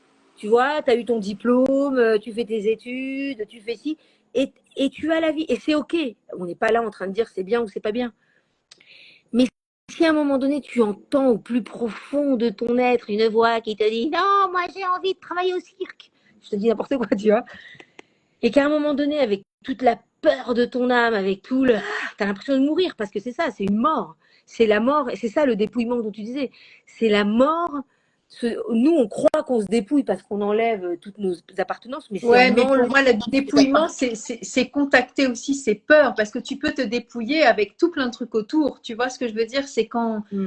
enfin, c'est l'épreuve aussi qui nous dépouille, tu vois. Ça peut être la mort, ça peut être la maladie, ça peut être le manque d'argent, ça peut être justement la disparition de tes enfants, l'éloignement. Enfin, je veux dire, le dépouillement, on peut le vivre à chacun de Oui, notre sauf façon. que là, là, dans ce que tu dis, ce sont des choses qui nous arrivent extérieures. Oui, C'est-à-dire que quand une personne. Mais après, on n'est pas obligé tout se dépouiller. On peut, mais même, on non. doit se dépouiller Après, de on peut certaines chercher choses, le tu vois. dépouillement aussi. On peut chercher Exactement. aussi à provoquer tout ça, tu vois, les épreuves. Quand tu demandes le Et donc, du coup, divorce, c'est aussi une forme de dépouillement, exactement. tu vois.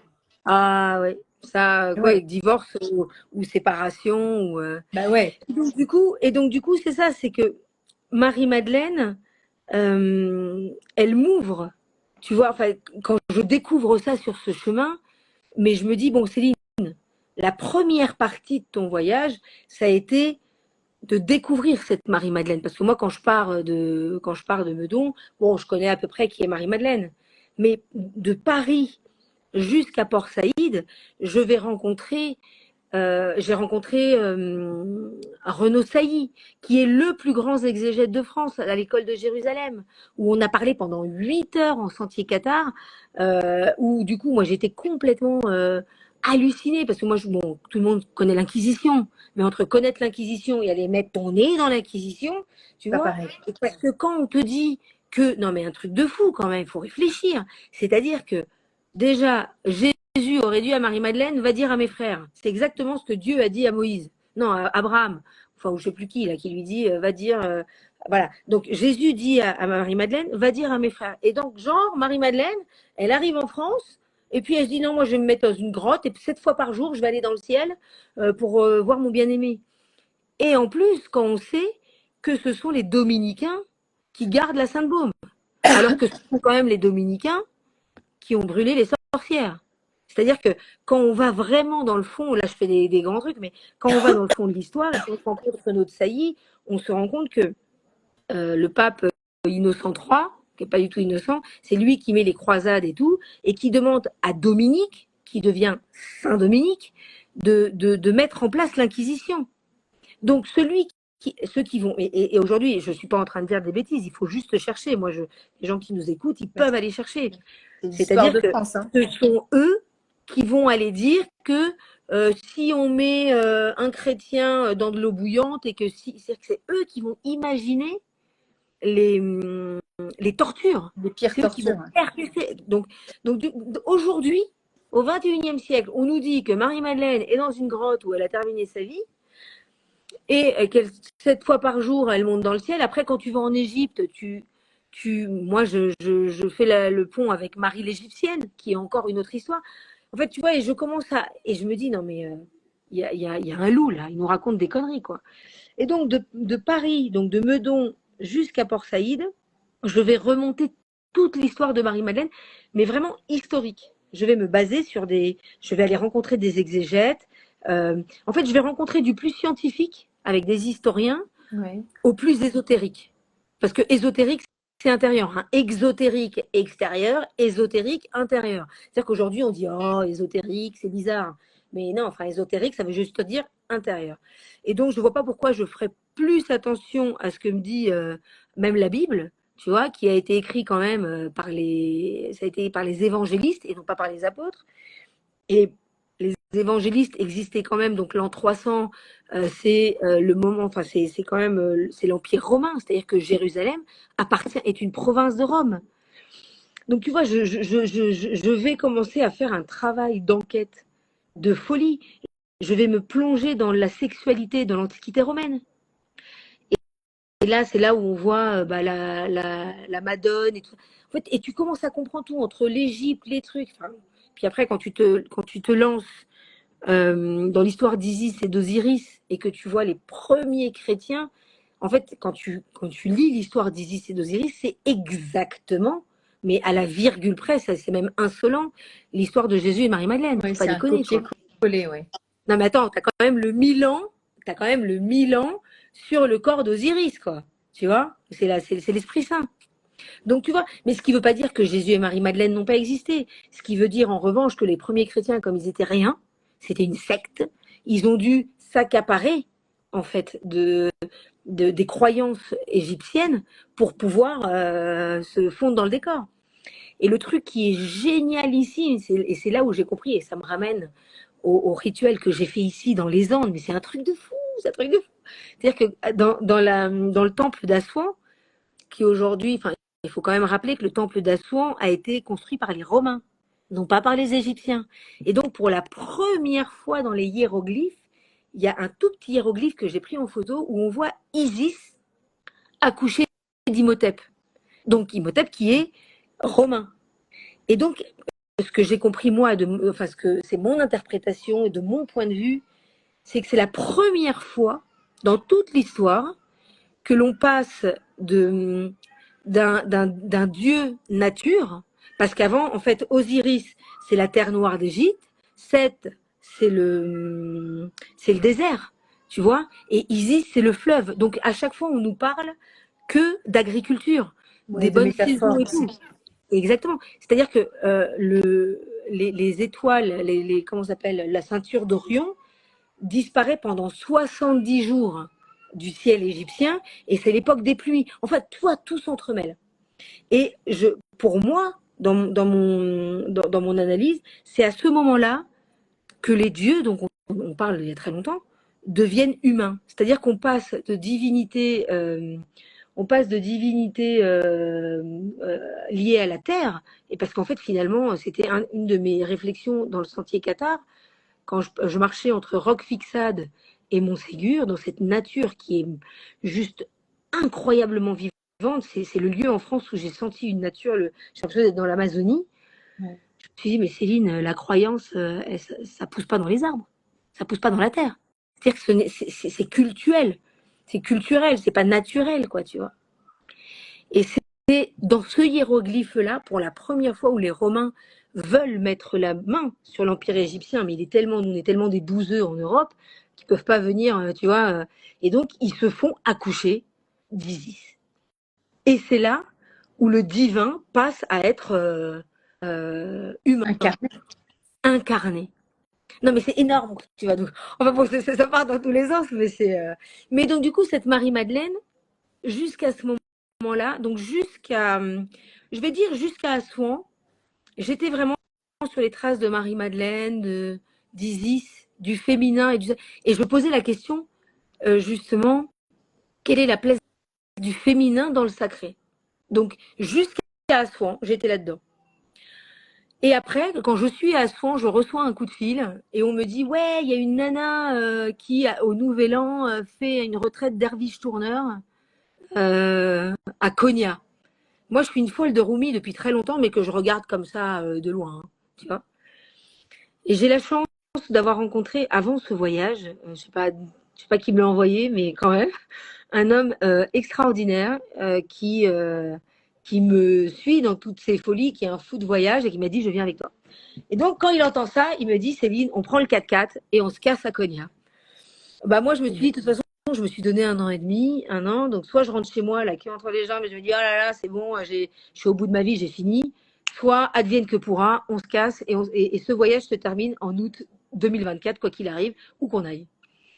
Et c'est comme ça que je me retrouve, on traverse à nouveau toute l'Italie, la Grèce, l'Albanie en voiture et on arrive à Konya, terre de Rumi, des soufis, des derviches tourneurs. Et alors là,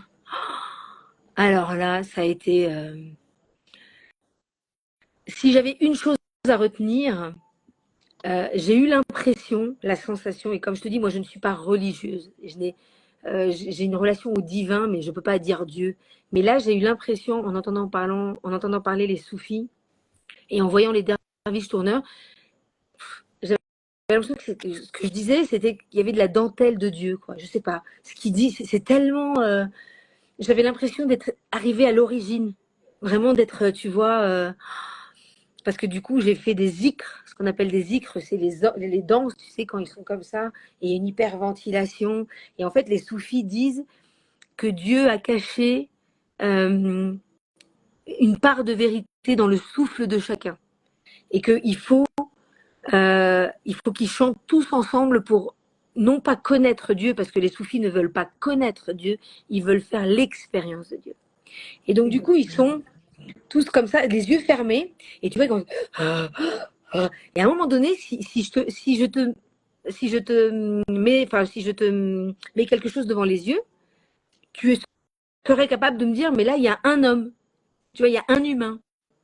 Mais en fait, ils sont 40. Sauf que tu entends une seule voix. Et qu'eux, ils ont les yeux fermés, mais si je t'ouvre les yeux, au millimètre près, ils font un seul corps, quoi. Donc c'était une expérience complètement divine, j'allais dire. Et en même temps, donc on a été vraiment accueillis par des imams, parce que ce sont des imams, mais en fait les soufis te racontent que les soufis, avant d'être musulmans, ils étaient orthodoxes chrétiens, parce que c'était une terre chrétienne. Et eux, c'est pas une philosophie, c'est plus, oui, une philosophie, c'est pas une religion. Mais aujourd'hui, ils sont musulmans parce que la Turquie, enfin, et toutes ces terres ont été, comment ça s'appelle, conquises, tu vois. Et donc, on a discuté et tout, mais et ils te parlent tout le temps de l'unité, l'unité, l'unité, l'unité, l'unité, l'unité. Sauf que, bien évidemment, on est en terre musulmane et je n'ai absolument rien contre les musulmans. Je parle de choses concrètes. À un moment donné, et puis moi, j'ai pas peur de poser des questions.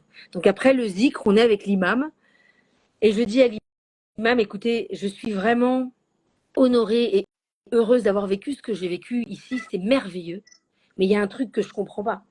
Je lui dis, vous parlez d'unité, c'est magnifique tout ce que vous dites, et en même temps, les femmes, elles sont derrière le mur, elles sont pas avec vous.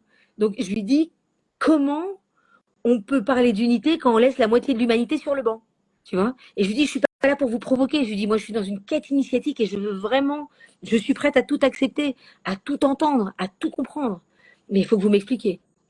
Parce que quand je lis Rumi, parce que j'ai quand même lu le Coran. C'est-à-dire que moi, quand j'ai lu le Coran, au début, je le lisais, le Coran, il y a beaucoup de violence. Mais c'est pas qu'il y a beaucoup de violence, c'est donc que ma façon de lire, et je n'ai pas les codes, c'est comme si tu lisais l'Ancien Testament. Ouais, ouais. L'Ancien Testament, c'est hyper violent, quoi, tu vois. Et donc, du coup, tu vois, et c'est en Turquie, chez Rumi, à Konya, et chez les soufis, où j'ai compris dans mon corps, pas intellectuellement, parce que je pense qu'intellectuellement, je savais que dans le sacré, il n'y a pas de féminin, il n'y a pas de masculin, c'est le sacré, c'est le sacré. Mais c'est là où, où j'ai commencé à chercher Dieu. Alors Dieu, appelle le Dieu divin, enfin je cherche pas un bonhomme, quoi, tu vois, C'est pas une pas de religion, tu vois. religion, c'est une entité, on va dire, parce que c'est bien plus que tout ça. Exactement. Et le féminin, c'est mon propre féminin, tu vois. Si j'avais été un homme, j'aurais cherché le masculin. Et j'ai eu une vie extraordinaire, même dans mon enfance. J'ai eu une enfance d'extrême. J'ai eu une enfance extrêmement dure pour plein de choses et extrêmement magique pour plein de trucs. Et ce qui m'a obligée à être adulte très rapidement et à mettre mon côté féminin de côté parce qu'il y a des prédateurs et parce qu'en tant que femme, bah, quand tu es petite et que tu es comme ça abusée ou truc comme ça, tu coupes. C'est comme ça. Tu vois, et je me rends compte que je me suis auto-sabotée pendant plein d'années. Donc j'étais en quête C'est de la de... survie, hein, c'est comme ça. C'est rien d'autre. Exactement. Et donc du coup, j'ai été en quête de mon propre féminin. Euh, et à partir de la Turquie, en fait, parce que j'ai quand même fait cette retraite derviche tourneur, quoi. C'est-à-dire que la première fois que j'ai tourné, j'ai dit, mais plus jamais de ma vie, vous êtes des malades. Faut aller vous faire soigner. J'étais malade comme un chien. Je dis, mais c'est quoi ce truc, quoi, tu vois? J'ai tourné 3 minutes. En plus, j'ai tourné à l'envers, tu vois. Donc, j'étais vraiment... Et finalement, pendant ces 8 jours, j'ai réussi pendant 45 minutes à tourner. Et c'est surtout que pendant l'espace de 10 minutes, 20 minutes, non plus, enfin, ouais, pendant 45 minutes, j'ai réussi. Parce qu'en fait, quand tu tournes, à un moment donné, je ne peux pas savoir comment ça se fait. Tu tournes, donc tu es en train de tourner, et à un moment donné, en fait, c'est comme si tu étais dans un tube. Et tu es fixe. En fait, tu es fixe. C'est-à-dire que toi, tu es en train de tourner, mais quand tu te vois, tu bouges pas. Et c'est le monde autour de toi qui tourne. C'est impressionnant. Incroyable. Et c'est ce que dit Rumi. Rumi, il dit que si tu veux, enfin, qu'on vit, c'est pour ça qu'on vit dans, que ce que le soufisme dit qu'on vit dans un monde d'illusions. Parce que on est là, tu as l'impression que qu'on est fixe. Mais c'est pas vrai. Et le soufi, quand il tourne, il sait qu'il peut se casser la gueule à n'importe quel moment. Et c'est pas grave. Tu vois, donc il a une relation au monde qui est différente. Et quand tu tournes pendant 45, tu peux tourner pendant 4 heures. Parce qu'en fait, tu es C'est fou. fixe. Tu es fixe, mais c'est un truc de fou. Et c'est pour ça que quand tu vois tous les soufis, quand les derviches tourneurs, ils ne se choquent jamais. Parce que lui, en fait, réellement, il est fixe. Et donc, il voit exactement où est. Non, mais c'est un truc, je peux pas te l'expliquer, c'est un Mais tu truc vois, de. ouais, mais en même temps, tu parles d'unité. Et du coup, moi, c'est l'image que ça me donne, tu vois.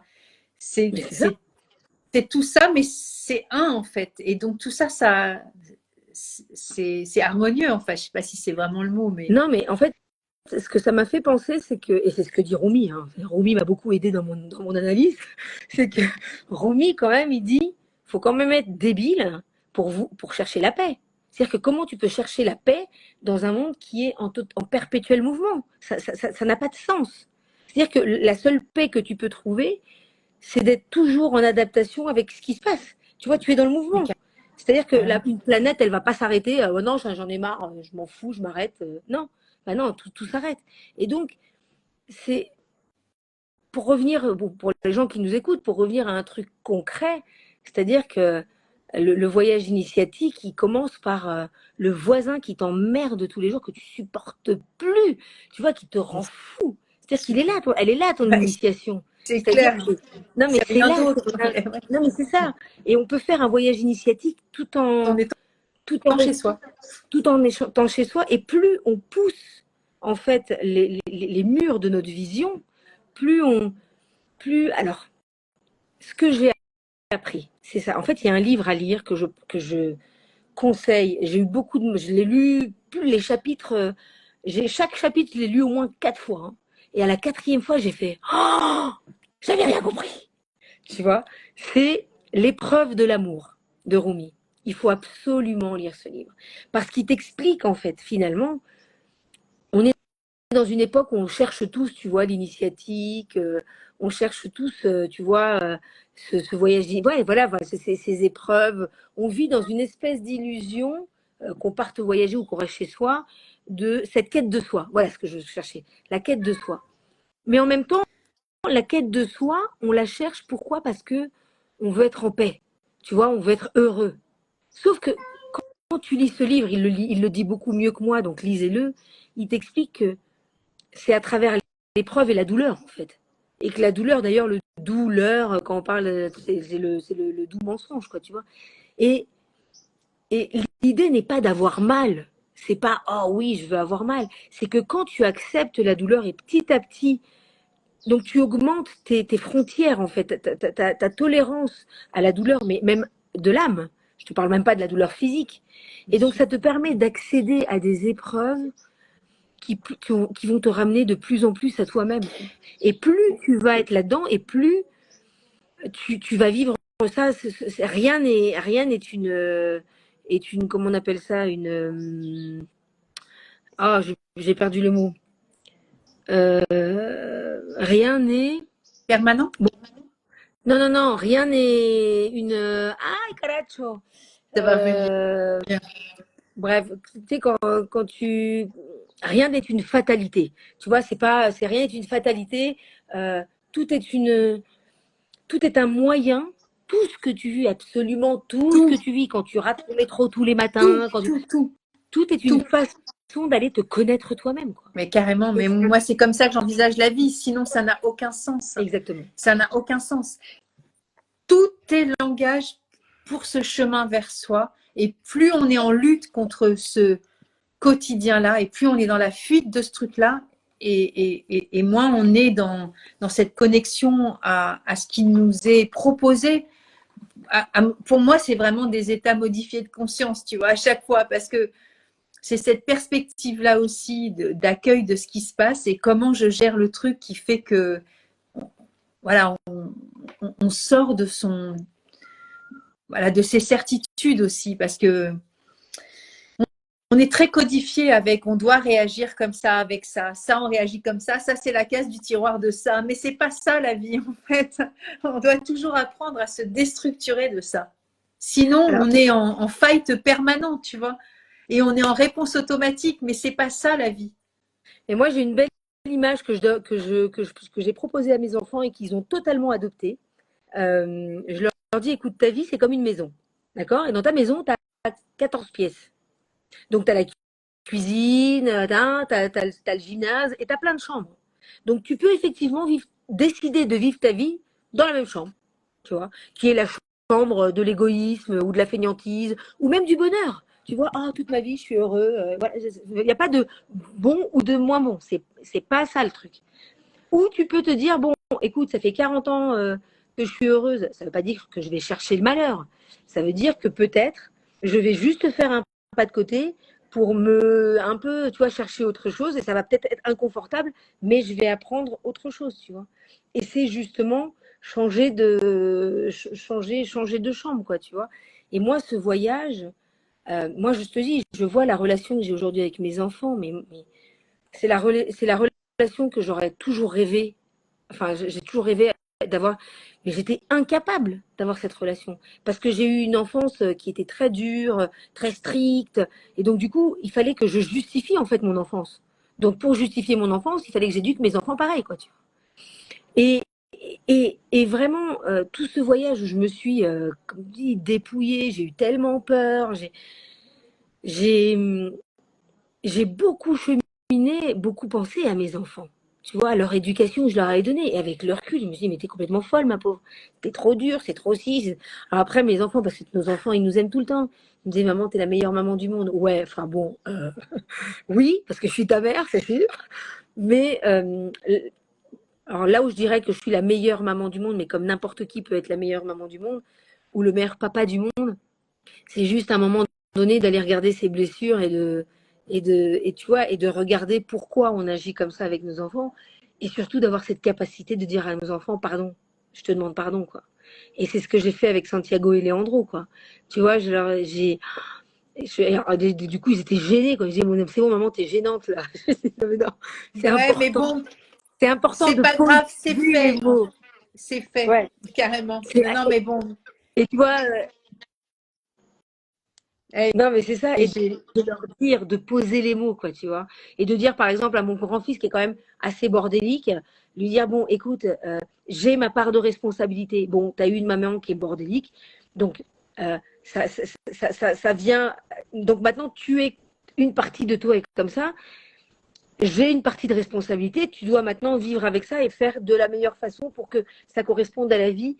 Et le fait de poser, tu vois, des choses sur des choses qui sont difficiles pour eux, mais en venant en amont de mon histoire, en tout cas de mon côté de maman, ça les a libérés de plein de choses et ça ouvre des portes. Et je pense que ça, c'est un des plus beaux cadeaux que je me suis donné et que ce chemin m'a donné, c'est d'être en capacité de voir là où j'ai merdé, clairement, parce que j'ai fait ce que j'ai pu avec ce que j'étais, et c'est OK, tu vois, c'est pas grave, mais de pouvoir le reconnaître, de le poser devant mes enfants, qu'on en parle, et de pouvoir cheminer ensemble, quoi. Et ça, c'est énorme, quoi. bah, tu vois, tu parles de féminin sacré, et pour moi, pour le coup, c'est vraiment, on est vraiment dans le sacré, là, tu vois, d'être dans cette disponibilité d'esprit, d'âme et de cœur et de corps, tu vois.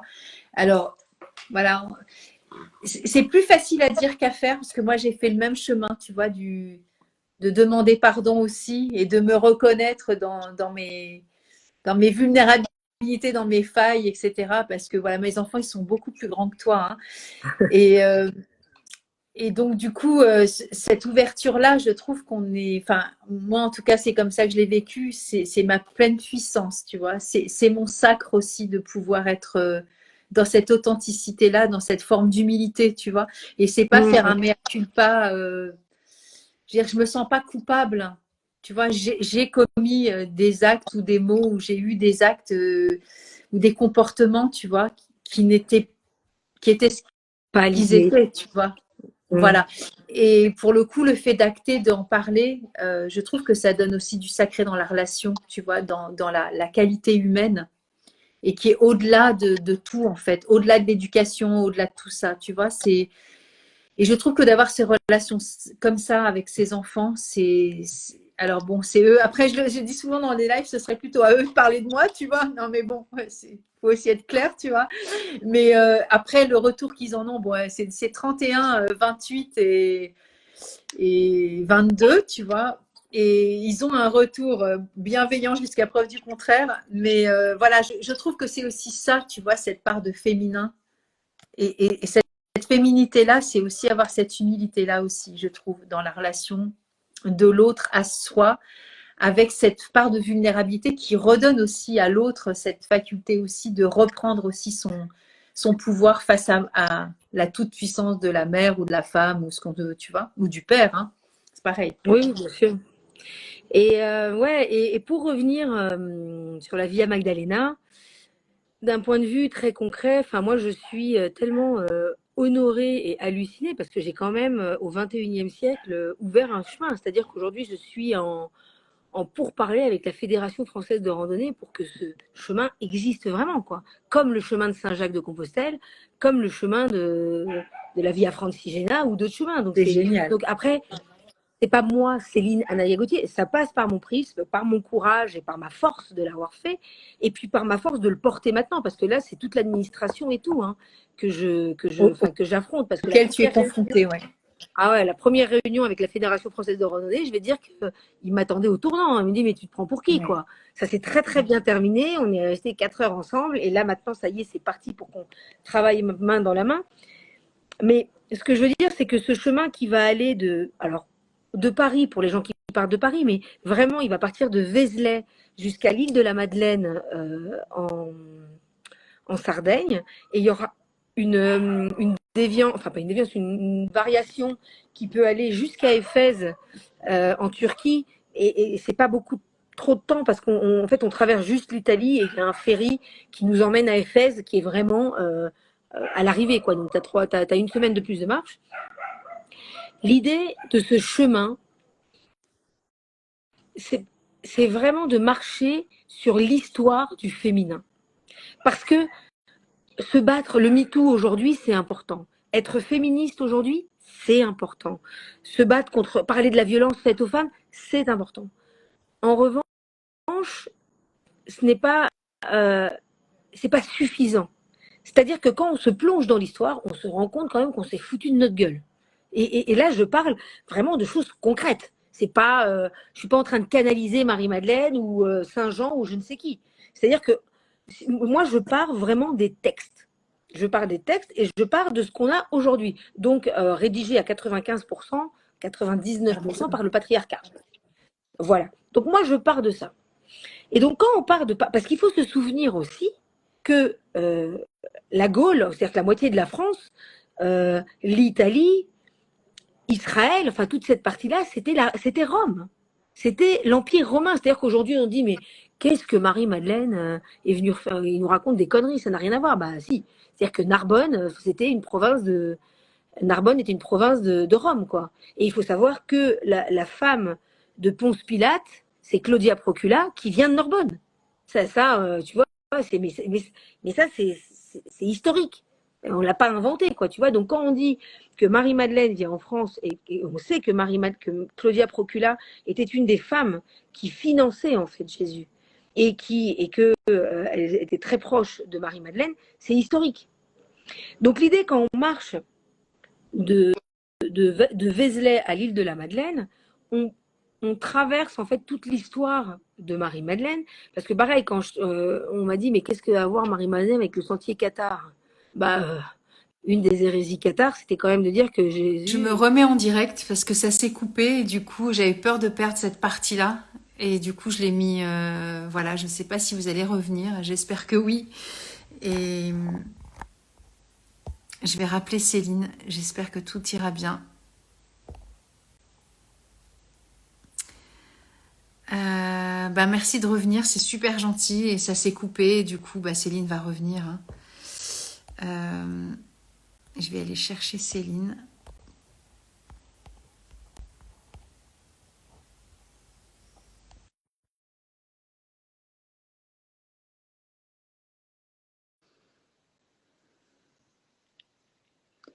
J'espère que ça va aller.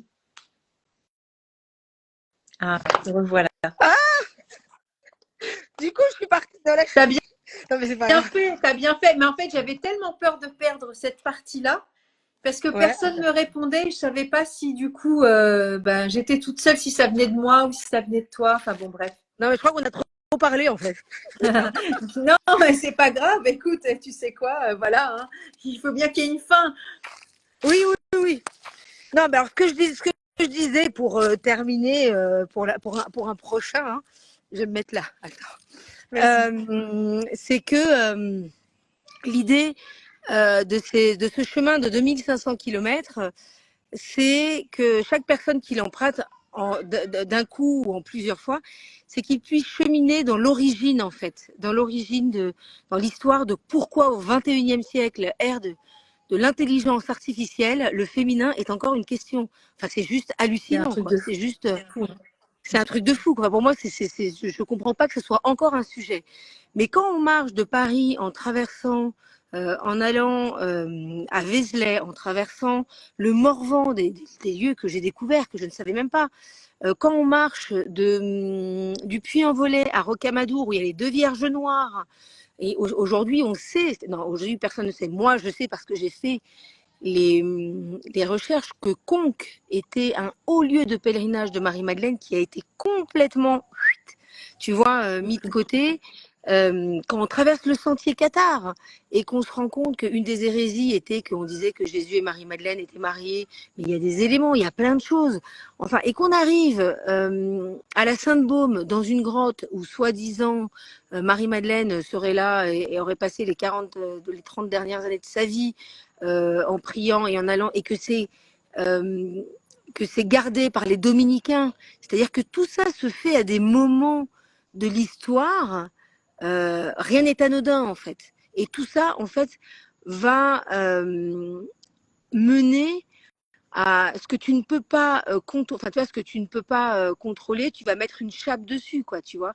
Donc c'est ce qu'ils ont fait même avec Jésus. C'est quand même assez fort qu'aujourd'hui on est dans une religion, alors qu'on dit conformiste, où il y a le principe de foi, c'est de ne rien questionner, d'un mec qui dit fuck à tout le monde et qui fout le bordel dans la religion, quoi. Enfin, faut remettre les choses à sa place. Non, mais c'est ça. C'est-à-dire qu'on te demande d'être conformiste avec un anticonformiste, tu vois. Et même Renaud Sailly, qui est un homme qui est dominicain. Moi, je lui ai posé la question, c'est-à-dire comment on se réveille un matin et on se dit, je vais être dominicain. Alors pour moi, et c'est terrible ce que je vais dire, mais c'est vraiment le sentiment que j'ai eu. Saint-Dominique, Saint-Hitler, c'est la même. Enfin, je veux dire, et je parle que du bassin méditerranéen. Je parle pas de l'Amérique du Sud et de l'Inquisition qu'il y a eu ici, quoi, tu vois. Donc quand je demande à Renaud Sailly, mais comment on se réveille un jour et on se dit, tiens, je vais être dominicain, et que lui il m'explique, bah non, en fait, je voulais pas forcément être dominicain, mais je suis arrivée à la Sainte-Baume quand j'étais petit, et je voulais être en relation avec Marie-Madeleine. Mais ce que je veux dire, c'est que tout ça a une origine, en fait. Et aujourd'hui, on est coupé de nos origines. Aujourd'hui, on ne sait plus pourquoi on fait ci ou pourquoi on fait ça. Un exemple qui m'a halluciné, c'est les pleureuses. Je sais pas si tu connais les pleureuses voilà. Alors, tu sais, moi, j'ai découvert dans ce voyage, qu'est-ce que c'était les pleureuses. C'est un truc de fou. Aujourd'hui, on voit des Espagnoles pleureuses. On se dit, ah bah, c'est des nanas qui sont un peu hystériques et qui pleurent. Non. Les pleureuses viennent de l'Égypte antique. Et en fait, pendant l'Égypte antique, les femmes venaient pleurer parce que d'un point de vue physique, chimique ou je ne sais quoi, quand tu es en transe, en fait, elles pleuraient pas, elles étaient en transe et ça. Elles ramènent les ions négatifs ou je ne sais pas quoi vers elles. Et c'est ce qui permettait du coup que le défunt, l'énergie du défunt, parte en fait et parte en paix. C'est ça l'origine des pleureuses. Et c'est un truc de dingue, quoi, tu vois. Et quand on va sur la Via Magdalena, et moi je suis en train de travailler avec des archéologues, des historiens, des symbolistes, ça fait que vraiment on est à peu près une équipe de 12, je l'ai pas fait exprès. C'est ce que j'allais dire, tu le fais exprès ou quoi? Je te jure que je l'ai fait exprès. T'es la seule femme? Ah non. Oh, non, non, non, non, non, non, non, non, non, il y a 4 hommes à peu près. Il y a 4 hommes. Il y a Patrick Burensteinas qui est alchimiste et qui est très reconnu. Jean-Yves Leloup. Enfin, attends, j'ai quand même j'ai des pointures. J'ai des pointures. Je travaille avec l'historienne, pas Sandrine, je suis dingue. Landrivon, ah bon, excuse-moi, pardon, c'est pas Sandrine, mais bon, qui est historienne et qui est spécialiste de Marie-Madeleine. Et l'idée, j'ai été chercher du plus scientifique, tu vois, dans le sens histoire, archéologie, au plus ésotérique, à savoir prêtresse de la Rose, mais pas, enfin, tu vois, des gens sérieux, quoi, tu vois, en tout cas, qui ont des références et tout ça, pour emmener les femmes et les hommes, tu vois. J'ai travaillé avec Pascal Léger, qui a écrit un livre qui, elle, s'est intéressée à l'iconographie de Marie-Madeleine. Et quand tu suis l'iconographie de Marie-Madeleine à travers les siècles, tu vois comment la femme est perçue, en fait. Tu vois, de la prostituée à même l'intellectuelle. Et donc, l'idée, c'est que tous les gens qui vont emprunter la vie à Magdalena puissent cheminer sur leur propre histoire, sur leur propre féminin, qu'on soit femme ou homme, et en même temps en comprenant l'histoire, comment on arrive au 21e siècle et que le féminin est encore un sujet, tu vois. Et quand on connaît son histoire, tu vois, pour moi, l'ignorance, c'est le terreau des abus, c'est le terreau de la dictature. Mais quand tu connais ton histoire, on ne peut pas te raconter des conneries. Moi, j'ai fait une interview de 8 heures avec Renaud de Sailly, plus grand exégète de France et à l'école de Jérusalem. Le mec, il s'est dit, parce qu'au début, bon, je vais pas dire qu'il m'a pris de haut, mais quand même, bon, tu vois, il m'a dit, bon, c'est qui cette nana? Après, il a dit, ah ouais, putain, elle connaît son dossier, quoi. Tu vois, je connaissais les textes apocryphes, les références de la Bible, tout. Mais bon, j'ai mis, tu vois, 10 mois à étudier les textes. Aujourd'hui, je suis sur ce chemin, mais on peut plus me raconter des conneries, quoi. Tu vois. Et je pense que c'est de la responsabilité de chacun pour pouvoir cheminer, tu vois, aussi, et dans ce féminin, de connaître ses origines. Donc, on n'a pas tous le temps.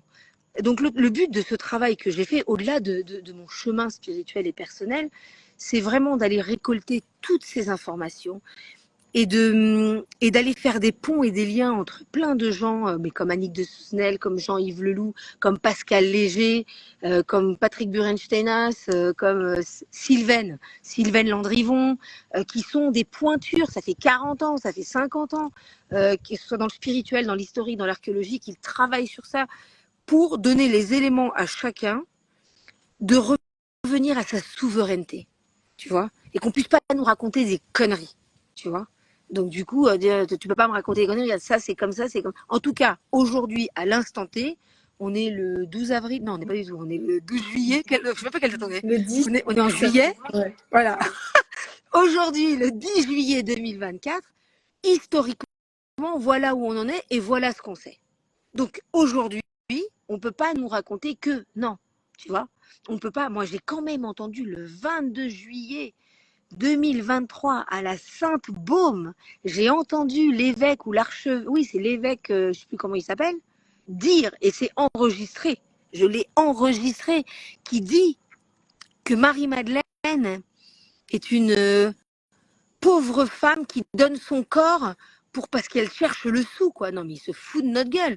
Soit il est ignorant, soit c'est un malade. C'est-à-dire qu'aujourd'hui, on sait que Marie-Madeleine est la fille du dernier intendant de Syrie, que le dernier intendant de Syrie, et si on remet les choses, c'est-à-dire qu'à l'époque, la gnose, enfin les gnostiques, disaient qu'il y avait 7 étapes, en fait, pour passer du matériel au spirituel. Et quand on dit que Jésus a délivré Marie-Madeleine des 7 démons, en tout cas l'interprétation que je lui donne, moi, en ayant cherché les textes et en ayant cherché dans la Torah aussi, parce qu'on en parle, c'est que elle est passée d'être la fille du dernier intendant de Syrie, qui est richissime et d'ailleurs Renaud de Sailly le dit, c'est une femme extrêmement instruite, qui descend des hellénistes, donc qui a lu Socrate, qui a lu Platon, et Kadosh et Kadesh. Enfin, on sait que c'est pas prostituée le mot. C'est-à-dire qu'aujourd'hui on dit elle est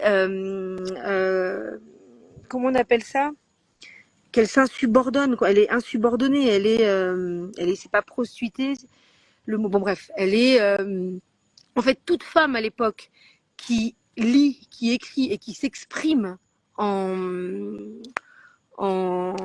public, en fait, c'est une mauvaise femme, tu vois. Donc tout ça, moi je l'ai j'ai fait les ponts, j'ai fait les liens, j'ai été chercher, comme je te dis, dans la sexualité dans l'Antiquité romaine, parce qu'il faut se rappeler que l'époque de Jésus, Jérusalem, Nazareth, tout ça, ce sont des provinces de Rome, tu vois. Et même moi, la sensation que j'ai eue, c'est que l'Empire romain n'est jamais terminé. Quand tu vois des Christ, des crucifix partout, enfin, tu as l'impression qu'on est quand même, enfin, on est encore sous l'Empire romain, quoi. Et ce que j'aime ici en Amérique du Sud, c'est qu'il n'y a pas beaucoup de crucifix, il y a beaucoup de Jésus en sa gloire, qu'on croit ou pas en Jésus, quoi, tu vois, mais c'est pas Ouais, la mais même c'est pas chose. la même chose. Ouais. C'est pas la même chose depuis petit quand tu dis, Énergétiquement, attends, ah ouais, c'est rien rien à à voir. voir. Donc la Via Magdalena, c'est ça, et c'est ce à quoi je vais inviter, c'est ce sur quoi je vais travailler dès mon retour, en fait, à ouvrir ce pèlerinage d'un point de vue vraiment signalétique et tout ça. Et j'ai réussi à mettre ces 12 personnalités immenses qui travaillent depuis toujours sur Marie-Madeleine, à avoir un support du plus scientifique au plus ésotérique pour qu'on arrive à comprendre ce cheminement de Marie-Madeleine, mais aussi ce féminin, en fait. Parce que Marie-Madeleine, c'est une extension, tu vois, de notre féminin, quoi. Et je suis super honorée, fière, tu vois, d'en être là, quoi. Tu vois, c'est un truc de dingue, quoi, de me dire. Mais en même temps, je ne suis que le corps qui marche, quoi, tu vois. Et vraiment, tous les gens comme toi qui m'ont suivi, qui m'ont écrit, qui m'ont dit, mais parce qu'il y a des moments où j'ai quand même été au bout de ma vie, quoi. C'est-à-dire que j'ai passé mon temps à pleurer. Et cet engagement que j'ai pris, parce que si on se rend compte, si on regarde mon Instagram juste avant mon départ, jamais on voit une photo de moi. Mais comme je suis une photographe d'immersion et une photojournaliste d'immersion, j'ai pris l'engagement de vivre la quête initiatique au grand jour. Et combien de fois je me suis dit, mais ma pauvre fille, mais va te faire soigner, quoi. T'es folle, quoi. Comment est-ce que tu es en train de dire que ton père est un connard, que ta mère est comme ça, que ton fils, pourquoi t'as... Enfin, c'est quand même hyper chaud, quoi, tu vois. Ouais, Tu vois, hyper mais chaud tu vois, tu parles de Marie-Madeleine et du fait qu'elle était instruite et elle parlait librement, mais pour moi, c'est l'incarnation de la liberté, Voilà, tu vois. C'est aussi. c'est ça, le mot que je cherchais, c'est subversive. C'est-à-dire que Ouais, Kadesh et Kadosh, ça veut dire sainte, c'est le même mot entre sainte et prostituée. Mais nous, on l'a traduit en prostituée et c'est pas prostituée, c'est c'est subversive. subversive. C'est pas du tout la même chose. Pas du Tu tout la vois. même chose. Et ben pour moi, tu vois, c'est synonyme de liberté. Mais bon, je sais pas l'étymologie du mot subversif. Mais tu Ouais. vois, avoir non, mais la capacité d'être authentique, de pouvoir parler non, mais pour moi, c'est ça le sacré. Et c'est ce que tu fais aussi, tu vois. Non, mais ouais, mais tu vois, c'est pas être subversif, c'est aussi de ne pas être conventionnel et justement bah oui, de dire fuck aux conventions, tu vois. Et pour le non, coup, ça, je suis pas conventionnel, ça c'est sûr et certain. non, mais bon, voilà. Donc, Mais ça se termine le 9 août. C'est-à-dire que là, j'ai le vraiment. 9 août, tu sais ce que c'est quand même, Céline. Non. C'est le jour de la Saint-Amour. Ah bon? Ah bah je savais pas. Ben voilà, je te l'annonce. Et, C'est la Saint-Amour. et le 9 août, c'est le jour où j'arrive en France. Et après, je vais continuer à communiquer, mais j'aurais fini cette immersion et de montrer aussi c'est quoi une quête initiatique. Hein. Parce que c'est facile de faire des vidéos au bout de la montagne et de dire oh là là, ça y est, je suis grand. Mais je veux dire que quand tu te retrouves en Inde et qu'on te pique tout ton matos et que tu es au bout de ta life En sortant du et que je te jure. En sortant du train et que tu as un mec qui te dit mais moi je l'ai vu, j'ai vu des gens partir avec. Non mais attends, mais le truc c'est que c'est le moment où je dis, mais sincèrement dans mon cœur, je dis bon écoute, t'es dans un chemin initiatique, accepte, t'as tout perdu quoi. Bah déjà Et le moment où je dis avant j'ai de partir, tu n'étais déjà pas sûr d'y aller. Ah oui. Donc hein non, et là que je retrouve tout mon matos et tout ça, donc et que je suis au bout de ma vie, je pleure. Et donc j'aurais fini mon immersion, j'aurais montré et après je vais travailler sur les rendus de ces 16 mois. Tu vois, j'ai filmé plein de trucs. Je dis que je vais réaliser un film, j'ai jamais réalisé de ma vie. Mais bon, on s'en fout. Je sais que j'en suis capable, j'ai plein d'images, il y a bien quelque chose qui va en sortir. Mais l'idée de tout ça, c'était vraiment de montrer, pareil, est-ce qu'on va en Inde ou pas et tout ça, c'est de montrer concrètement en direct que quand on est en quête de soi, et on passe par tous ces états et que c'est ok et qu'on survit et que on a plein de belles choses après. Tu vois, c'est J'ai Voilà. 2 questions. Est-ce que tu as dessiné avec ta boîte d'aquarelle et tout ça ou pas du tout? Alors si, j'ai dessiné en Inde. Et Ouais, en fait, quand j'ai commencé, parce que j'ai quand même fait une retraite ayurvédique ouais, aussi. je Et sais, quand ouais. j'ai commencé ma retraite ayurvédique, on m'a dit non, meuf, faut arrêter. Maintenant, tu ne fais plus rien. Plus Tu rien. n'écris pas, tu ne lis pas, tu ne dessines pas, tu es face à toi-même. Ah bah, je vais te dire que c'était gay. Hein. Donc j'ai arrêté, donc j'ai commencé, j'ai arrêté, et je sais que quand je vais rentrer, j'ai vraiment envie d'avoir une pratique, je veux faire de l'aquarelle. Ah, ça coupe là, Céline. Ah, ça... Attends, je vais me ah, mettre là. Est-ce que ça ah, va ouais, couper moi là? Ça va mieux là? Je me rapproche. ouais, là, ça coupe. Ouais. Il faut que tu reviennes à l'endroit d'avant, c'était très bien. Ouais, tu parlais de géométrie sacrée. Ah là là, il y a des toiles d'araignée partout. Là, tu m'entends bien là. Ouais, je t'entends là. Et donc, je disais que je vais faire de l'aquarelle avec la géométrie sacrée. C'est vraiment quelque chose qui m'appelle énormément. En fait, j'ai eu une vision, je ne sais pas comment dire, hein, mais que je devais vraiment travailler la géométrie sacrée et l'aquarelle. Donc, c'est ce que je vais faire dès que je rentre, en fait. Ok. Voilà. Et est-ce que tu as trouvé un éditeur alors? Alors, j'ai mes éditeurs historiques, on va dire, enfin, avec ceux que j'ai travaillé avant. Et j'avais trouvé un éditeur qui, au dernier moment, s'est Je me rappelle. révisé. C'est révisé parce que il disait que ça partait dans tous les sens. Quoi. Mais je lui dis, mais une aventure initiatique, c'est ça, quoi. Donc là, aujourd'hui, non, là, j'ai pas relancé ni rien. Et en même temps, ce chemin m'a tellement, enfin, je cherche rien, quoi. Tout ce qui doit être sera. Et je sais en revanche que dès que je rentre, je suis comment ça s'appelle, une formation de podcast et tout, puisque mon idée, c'est vraiment de faire un podcast qui va s'appeler l'Odyssée de l'être. Oui, j'arrive.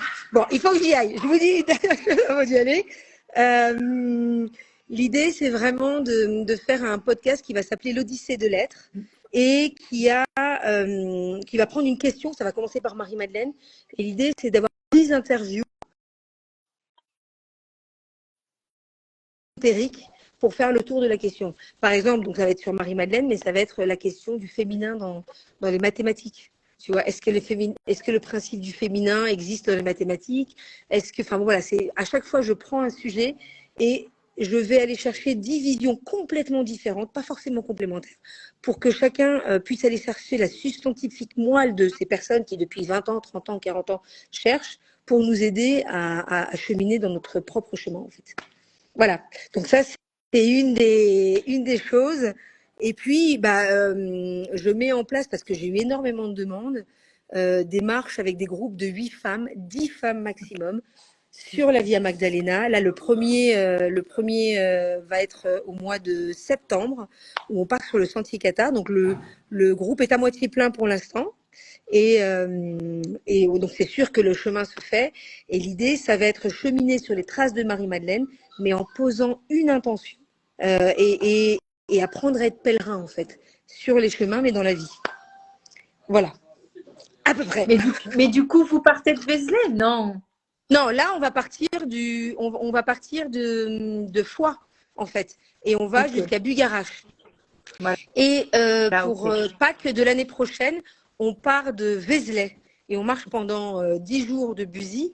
Et au mois de mai, à partir du 1er mai, on part avec Hélène Huc, qui a fait comment s'appelle, l'oracle de Marie-Madeleine. On parle de Sainte-Marie de la Mer et on va jusqu'à la Sainte-Baume.